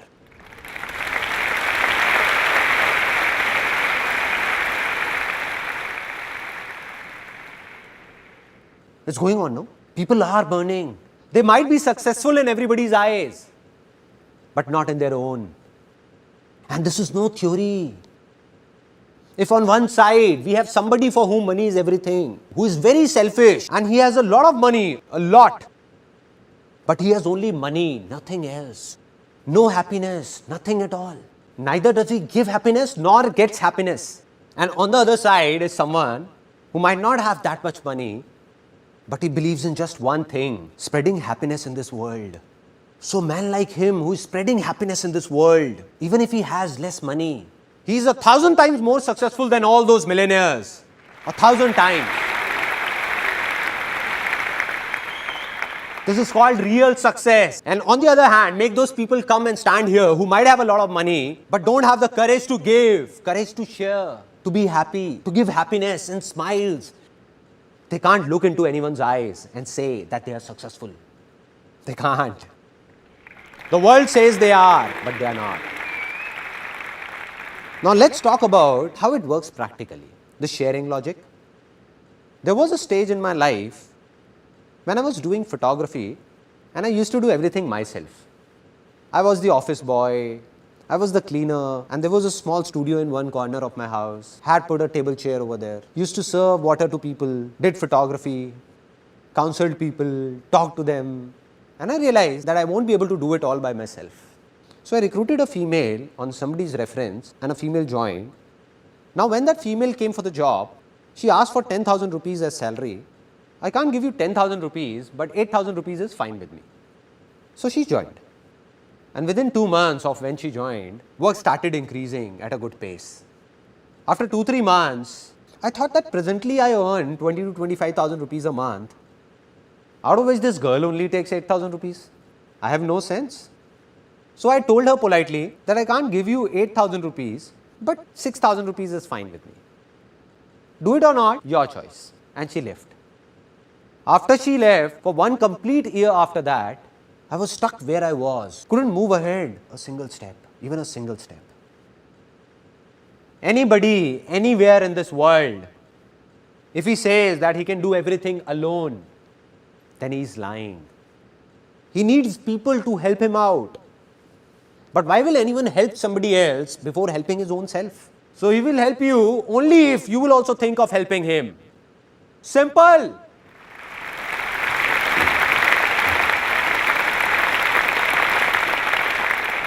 Let me ask you a very simple question. If there are 2 companies, so out of those 2 companies, the first company, while taking your interview, makes false promises by saying that we will give you this, this, this. Don't worry, all will be good. But when you go and join, it's completely opposite. Like there was nothing about paying extra for overtime. No, this won't happen. That won't happen. This won't happen. You have to do this. You have to do that. If you want to do it, fine, or leave the job. Making you work for 12 hours, 10 hours for an 8-hour job and not even paying overtime. There are such companies. On the other side, there is a second company that does exactly what it promises. An 8-hour job means an 8-hour job. Work extra and overtime is paid. Everything said will be done. Apart from this, it also thinks about you. So which company will you join, first or second? Second. Now should I tell you something, honestly? That all of you who said they will join the second company, those very people, if decide to open up their own company, they will end up being like that first company.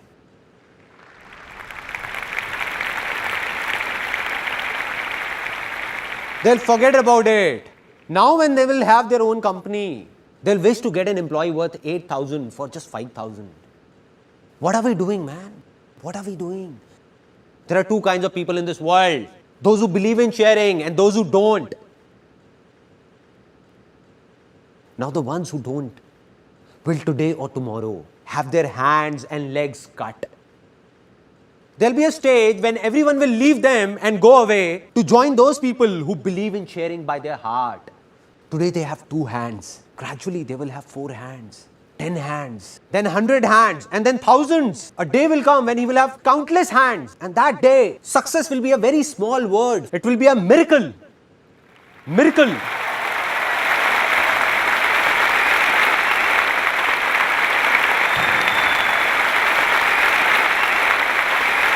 People will say impossible. How did this happen? How can this happen? How did this happen? How can he in such less time? How can he do it? How can? It's simple, man. He knows about sharing and you don't. The day you do, your life will also be full of miracles. Everywhere.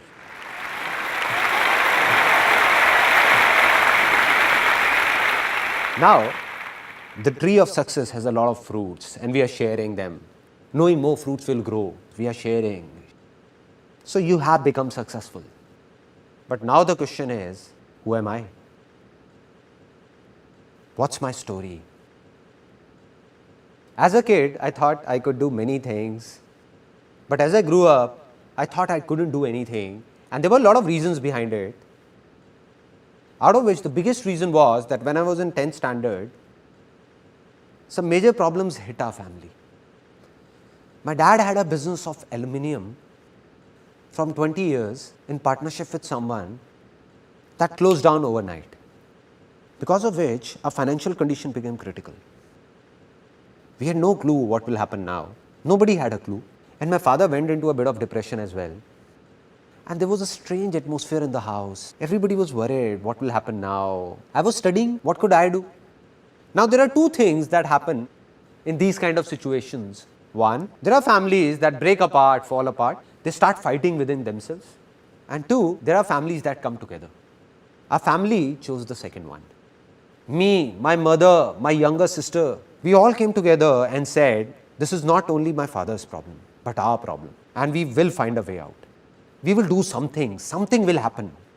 So now I wanted to do something, but believed that I can't do anything because my land was infertile.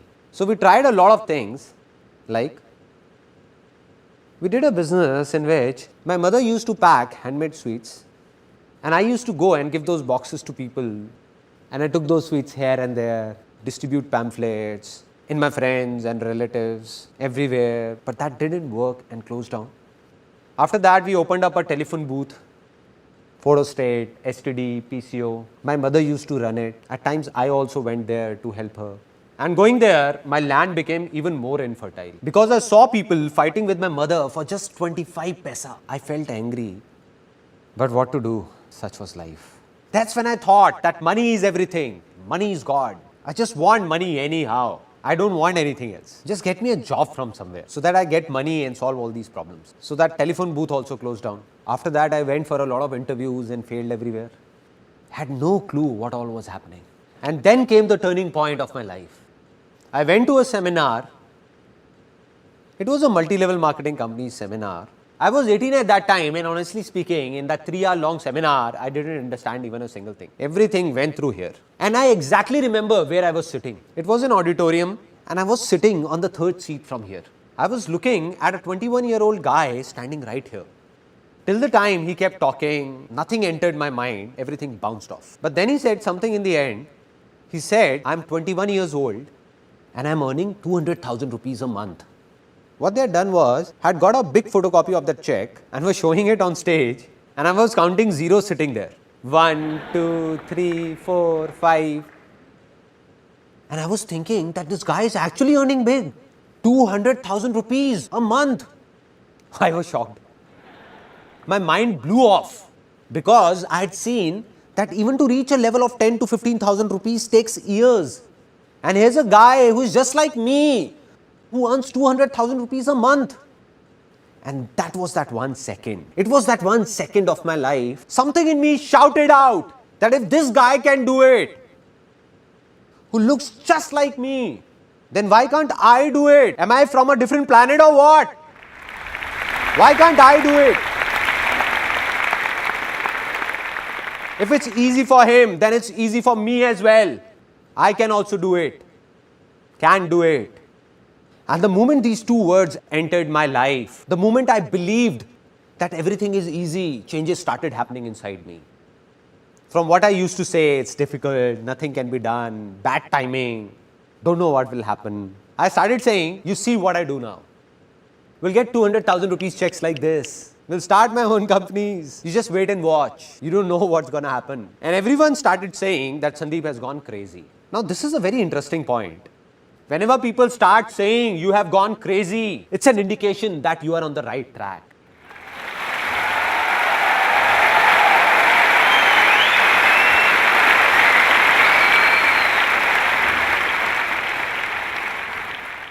A tinge of craziness is a must. And that's what happened. I became crazy, started saying strange things. I started feeling from within, it's easy. Land became fertile. 1 step complete. Now the second step, to discover what to do. Now there were 2 voices, outer voice and inner voice. I saw that man on stage and looking at him, I said, I want to be like him. If he's doing this, then I'll also do this and earn 200,000 rupees a month. But it wasn't my inner voice, all outer voices. So I took around 20-25 people to that company and nobody joined. In fact, the ones I took ridiculed me saying, where did you take us? And how much will you give us out of your 200,000? So I failed badly. And there were 2 reasons why I failed. 1, it was not my inner voice. And 2, I didn't understand sharing. I was taking people there not for their benefit, but for my selfish reasons. As an 18-year-old, all I thought was to solve my own family problems. To hell with these people. So I couldn't fool people. So back then when I failed, was it my good luck or bad luck? Bad luck, no. How can it be good? As per that time, it was bad luck only, no? But this is the very mistake, because nothing is bad in this world. Because whatever happens, happens for the best. Success comes from experience, and experience comes from bad experiences. Which means that success can only come to you with experience, and experience can come to you only through bad experiences, not with good experiences. Right. And this is what I understood. When I went to that company, it was not a waste. Although I failed financially, but I got to know about a lot of good things and started understanding them. Different things entered my mind that I understood that yes, I understood that even failures are useful. So I didn't feel sad. After that, I heard outer voices once again. Again, I made the same mistake. I was told by my relatives, family members, don't know seriously or not. They told me that Sandeep, you have got looks of a hero, man. And I thought so many of them couldn't be wrong. I heard the outer voice and went to become a hero, to be a model. I said I will. If everyone is saying, I will. So I went and saw that heroes like me, thousands, are standing in a queue and eating roadside burgers. I said to myself, Sandeep, there you go, dude. But I didn't lose hope. I was determined to do something easy. It's easy won't work till the time it doesn't come from inside. And that's what happened. I told myself many times that I'll do it, I will. But it wasn't from within. To become a model or a hero or do acting. Used to go for auditions but went blank. Forgot everything. Didn't enjoy it from inside. Did some music videos as well. Such music videos that if I make you see them, you would die laughing. When my 5-year-old son is troubling everyone, ransacking the house, then my wife just plays that video and my son sits there looking at the screen and says, "Is this dad?" What is he doing? So this time also, I failed. I believe, like I just told you, that you can only be successful because of your failures, not because of your success. So this big failure of my life was about to be the reason behind a very big success of my life that I didn't know, realized it later. How? During modeling days, a friend came to me with some photographs he got clicked from somewhere, and when I saw them, I was surprised. I said, what photographs, man? Great. There were no digital cameras at that time. So I said, man, this will be great. I want to learn this. For the first time in my life, my inner voice said that I want to learn photography, man. I want to be a photographer. I saw an ad in the newspaper, went there and joined a short 2-week course of photography. I didn't know what was I doing, why was I doing it, didn't think about it, just listened to my heart. You know, from inside, that feeling comes that this is what I wanted. Got it. Just went to my mother, took 12,000 rupees, went and bought a camera. Started clicking photographs of my relatives, friends, everyone for free. Didn't have a clue what I was doing. Kept on doing it. Now, what happens is that even when you listen to your inner voice, that you will move in that direction. You will take a step, take an action, and what you want will go and clash with the reality, which will be very different. I wanted to become a very good photographer, but the reality was that thousands of photographers in India who had learned photography for 1, 2, even 4 years, and even they were not able to do much. And what had I done? Just a 2-week course. So I wasn't a very good photographer. Bang! This was the turning point where one of my failures turned into success for me. Between all those photographers and me, there was a small difference. What I mean is that I had failed in modeling, but they had not. When I used to struggle as a model, I knew that 90% modeling agencies were fraud. So what I did was, I made a list of 70-80 fraud agencies and 10-15 genuine modeling agencies and started circulating it to everybody. That this one is fraud, and this one is genuine. And people started liking this. After this, I gave a small ad in the newspaper, free portfolio. And everyone came. A lot of people came. I told the truth. No tricks, no lies, straightforward. I said, look, I'm not a very big photographer or a great photographer. I've just finished my course from here of 2 weeks. So one option is that you get your own film roll, get the processing done, and your cost will be this much, 3,000 rupees. Or the second option is that I do everything for you. Now, if I go to any wholesale market, so the same film roll you get for 150 rupees, I get it for 50 rupees. And in this complete exercise, I'll get 1,500 rupees. So I said, we can do it as you wish, that way or this way. So they said, we don't have any problem, you only do it. We'll be spending the same amount. See, this is what I've always believed, and will always believe that if you want to do anything in life, tell the truth. Don't confuse anyone.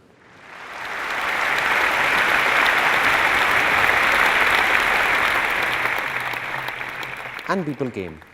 I still remember that I had spent 4,800 rupees on that first ad, because of which 7 or 8 people got their portfolios done from me, and the first income of my life, 15 to 20,000 rupees, came from here. This was the first success of my life.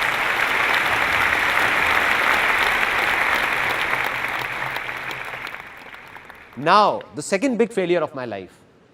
A guy came to me and said that let's do an event together. Let's do a New Year party. They are in fashion these days. Everybody's doing it. Now my inner voice said that I wanted to do an event for a long time. I said, okay, I'll do it with you. No worries. It's just that I don't have the money on me. He said, you don't worry about the money. I'll take care of that. You just execute it. I said, okay, it's a deal. I'll work for a month, organize the party and do everything. Investment will be yours and we will share the profit equally. He said, okay, done. He gave me 15,000 rupees and I distributed those 15,000 rupees to everyone. I paid to the banquet guy, the DJ, caterer, all of them knew me. I went myself and paid some advance to the printer, got the prints made like stickers, posters, went to some universities and put them around like banners and all. Now the problem occurred when just 3 days before the event, that guy came to me and said that I can't give you any more money. I said, but we have to give the money because I have to make all the payments or else they know me and will catch hold of me only. He said, it's your problem, drop the event. I said, no. So then I arranged the money from somewhere, borrowing it from my friends, 5,000 from here, 2,000 from there. I collected all this money and made all the payments. The event was executed and it was a big success. It was the night of 31st December 1999. This event was named Disc 2000.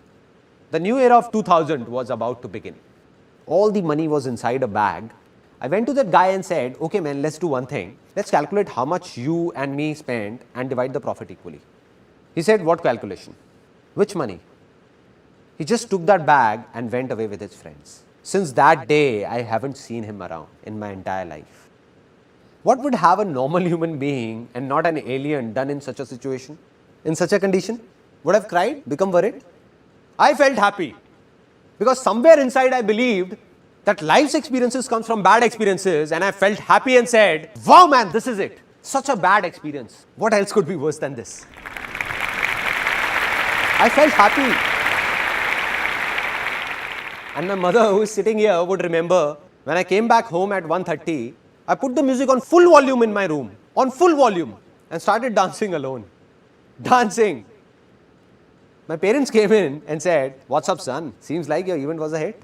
I said, don't ask how big a hit. Just don't ask. And when I told them that this is what happened, I got a lecture for 30 minutes. They said, you are very innocent, dumb. You trust anyone easily. Anybody can make a fool out of you. And why do you believe in what anybody says? I said, no. There must be a reason behind this failure. Maybe today I'm not getting it, but someday I will. And the day I'll get it, life will change for sure.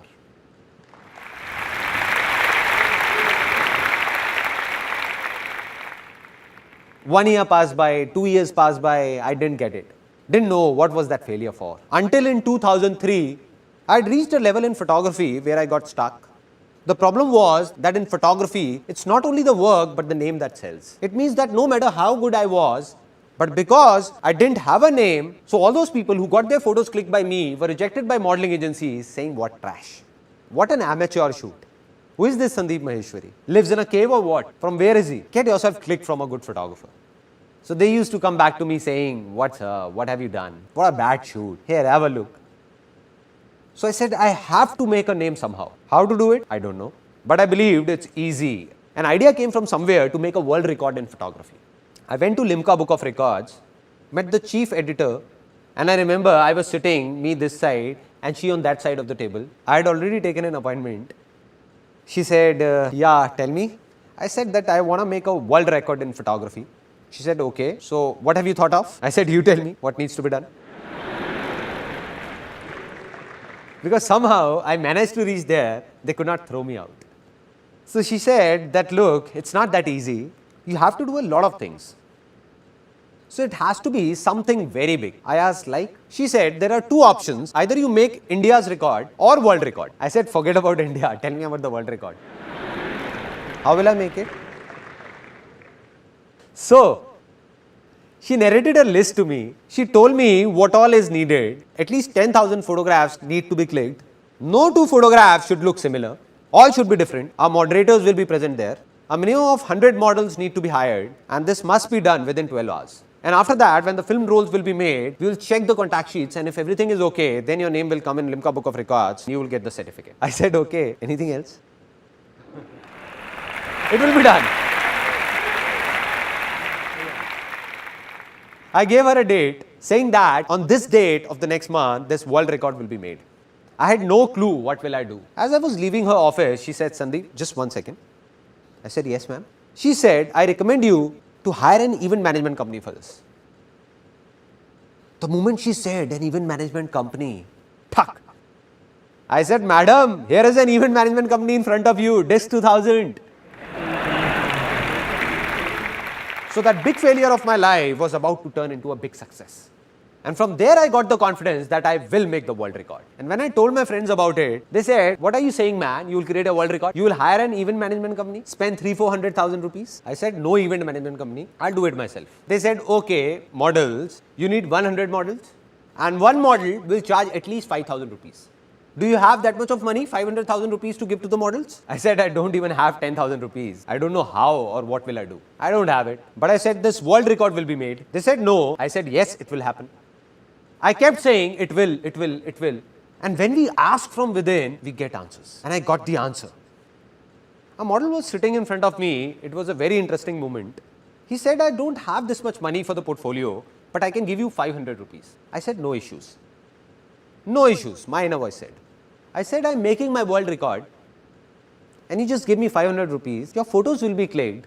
My world record will be made. And you will get a portfolio in just 500 rupees. Any problems? He said, no problem. I spread this message across.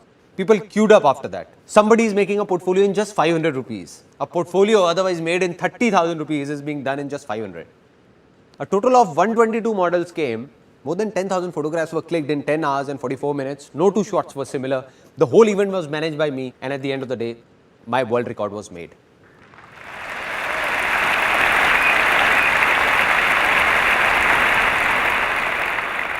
Now I'll show you the biggest failure of my life. I'll not tell you about it, rather show it to you. That what was it? At the age of 21, after I made the world record, it came to my mind that I want to write a book on marketing. And I was a college dropout. I left college in third year. Now I went to the publishers that this is how I have written a book on marketing and I want you to publish it. So they used to talk very formally saying, yeah, have a seat. So where have you done your MBA from? I said, listen, I have no MBA. I am a college dropout. So they said, no, this is not the way. We can't publish it. And all the publishers refused wherever I went. But I said, I'll do it myself. I will publish this book, come what may. I got it published, and here's that book right in front of you that I wrote at the age of 21 on marketing. Now, what is so special about this book? It's written on it that it's one of the most unusual books in the world, one of the strangest. Why? Because almost all the books in English open this way, like this. But this one opens from here. This is the first page of this book. This is the second one. This is the third. This is the fourth one, and this is the fifth. So it's a reversed book. A reversed book. Reversed. The word spread that a photographer has written a reversed book. People talk about doing something out of the box, something different. I think it's all pointless. You hang yourself upside down from a tree and say it's different. It's pointless, no? There has to be a reason. So the reason why this book is reversed was written on the first page at that time. And the reason was, a big reason, if you can't even change the way you read, how can you change the way you think?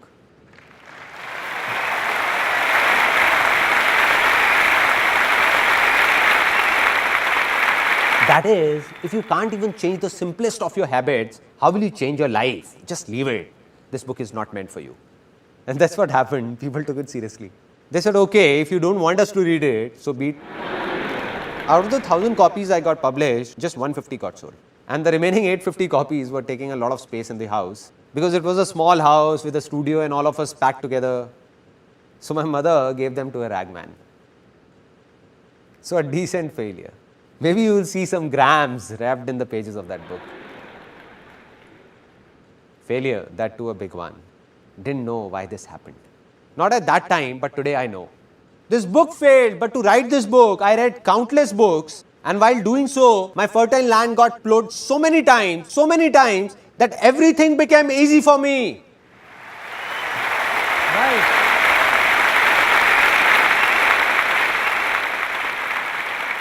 So today, everything I am is because of my failures.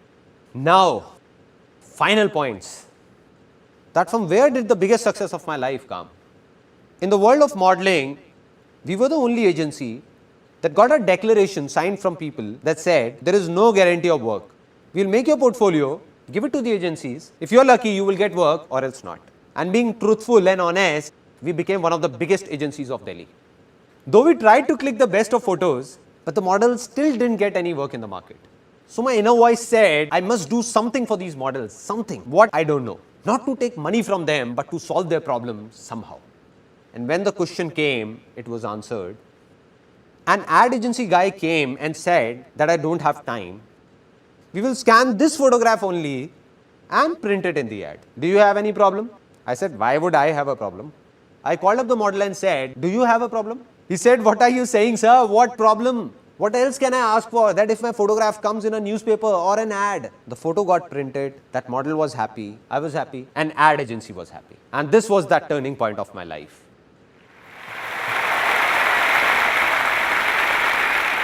That's when the calling came that this is what I want to do and this is what I did. I'll explain it to you in brief that all the ads around you that you see in newspapers, magazines or hoardings, almost all the brands in India, the photographs seen in them are ours. Those companies buy them from us.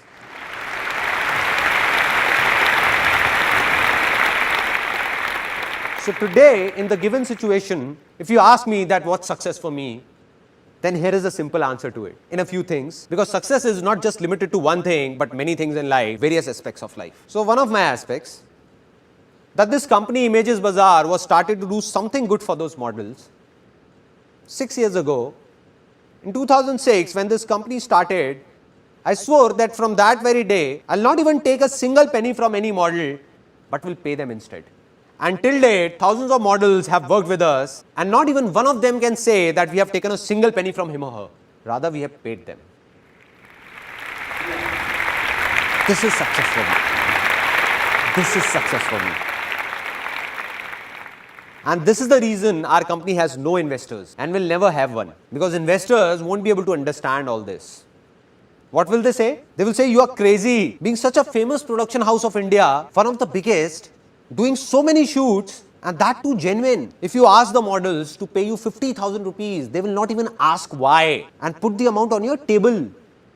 But we will not take it. Not today, not ever, never. Secondly, what is success for me? I narrated an incident of that female whom I told to leave. The one who asked for 10,000 rupees, I gave her 8,000 rupees and then told her to leave. When I got stuck, that day I decided that from today onwards, if I hire anyone, then I'll never tell the person to leave.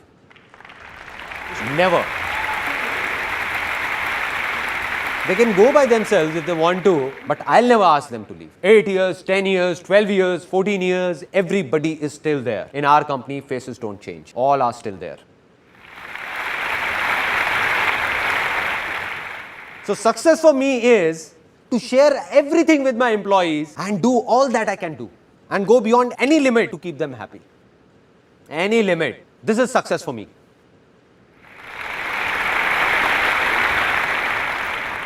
If you ask me that what do I believe today, am I successful or not? I look straight into your eyes and say, yes, I am successful. Why so? Is it because of the work I did in the past? No man, that was past. All the awards I got, business I did, that is all gone. That was past. It doesn't matter. There are many people in this world who keep on saying that I failed once in the past and keep saying I'm a failure, failure, failure. Come on, man, it's not that you are a failure, you were a failure. You were. Right. On the other hand, there are people who became successful in one thing in the past and keep talking about that only. Keep talking that I am successful. I am. You know why? Because 20 years ago I did that back then. No, man. What are you doing today? Are you really happy today? You were happy back then. But today, are you doing what the world expects you to do? Or are you doing what your inner voice says? If you're following your inner voice, then only you are successful. Otherwise, you were a success yesterday, but you are a failure today. So I am successful today because of what I am doing today. While you'll be surprised to know that some people still think of me as a big failure. Why? I'm doing so many good things. Business is good, everything is good. Those people who were running in a race with me, and everybody believed that Sandeep Maheshwari will become the biggest entrepreneur of India. But I stopped running. I said, continue. I'm not in this race. So as per them, all this I'm doing today is out of their comprehension. But I'm a failure for them and it doesn't make a difference to me. To hell with them. It doesn't matter whether someone praises me or abuses me. It's all temporary. Today you all are praising me because you're feeling good. But tomorrow in media, if you read something negative about me, then you'll be the ones abusing me, cursing me. You only will be saying, what man, what a cheap fellow. So will I be a failure then? So will I be saying that I'm a failure? So I'm not successful because some people think that I'm a success. Or some people think I'm a failure. I am successful because I believe that I am a success.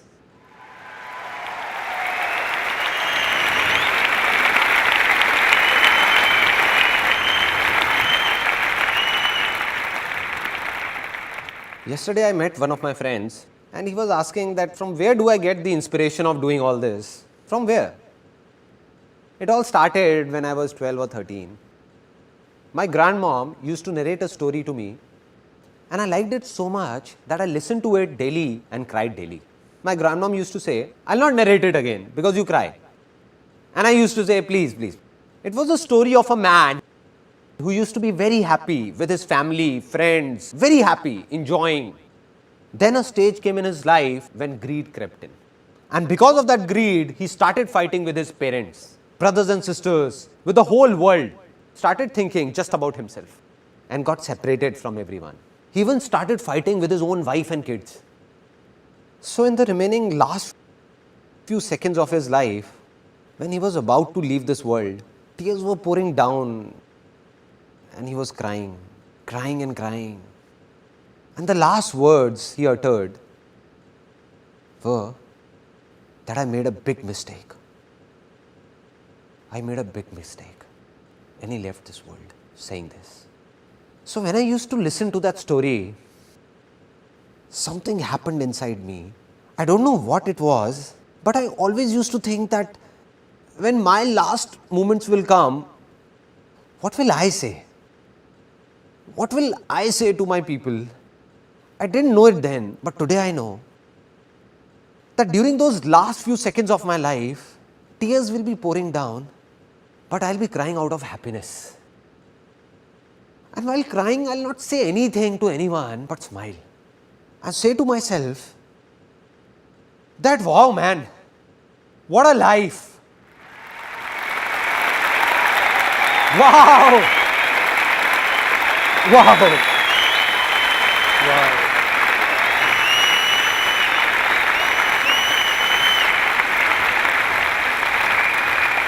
This is life. This is life. I did it. Saying this within me only, not saying anything to anyone, no regrets whatsoever. Now, the final moment of this seminar. I told you in the beginning of this seminar that I don't want anything from you and will never talk about my benefit. I lied to you. I'll ask for something. Won't let you go like this. I'm going to ask for something. So I'm going to ask for something from you from the bottom of my heart. If possible, give it or else don't. So I fold my hands and request you all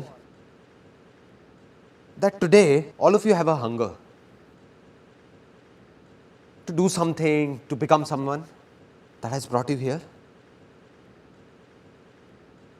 But a day will come in your life when you will have much more than you need. That day, if you find someone with a hunger, just be of a little help to that person. That's it.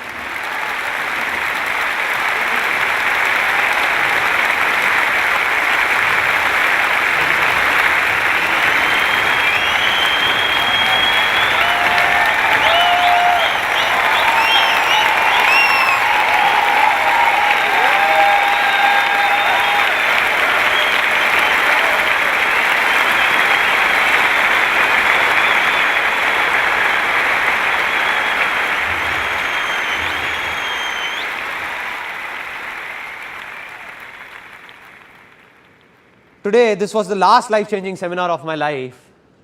One thing is ending here, but another thing is taking off. I'm gonna keep recording all my experiences one by one in videos, record them.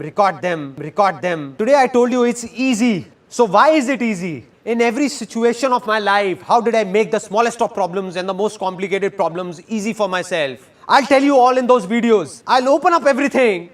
I just open it up, my heart, my mind, so that tomorrow if someone will need to know something or do something, he will just go to that place and will do whatever he wants to do for free.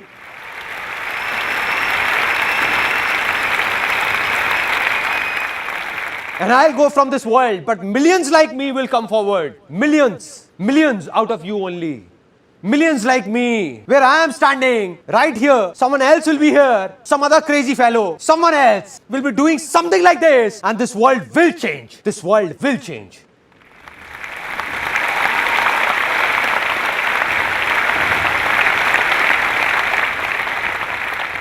Today, I can say that my life's mission is fulfilled. And even if God comes and says, it's over, then I'll say, let's go, let's go, let's go.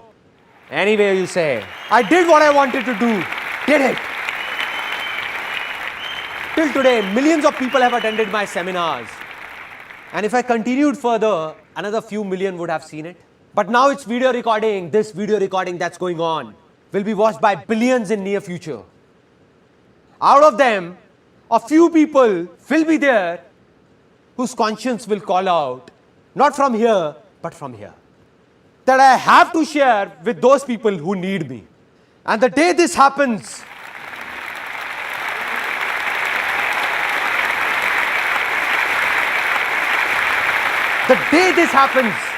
that day, not only in India, but across this whole world, nobody will be hungry. Nobody will be hungry. This world will change. Because this is also easy. It's easy. It's easy. This world will change.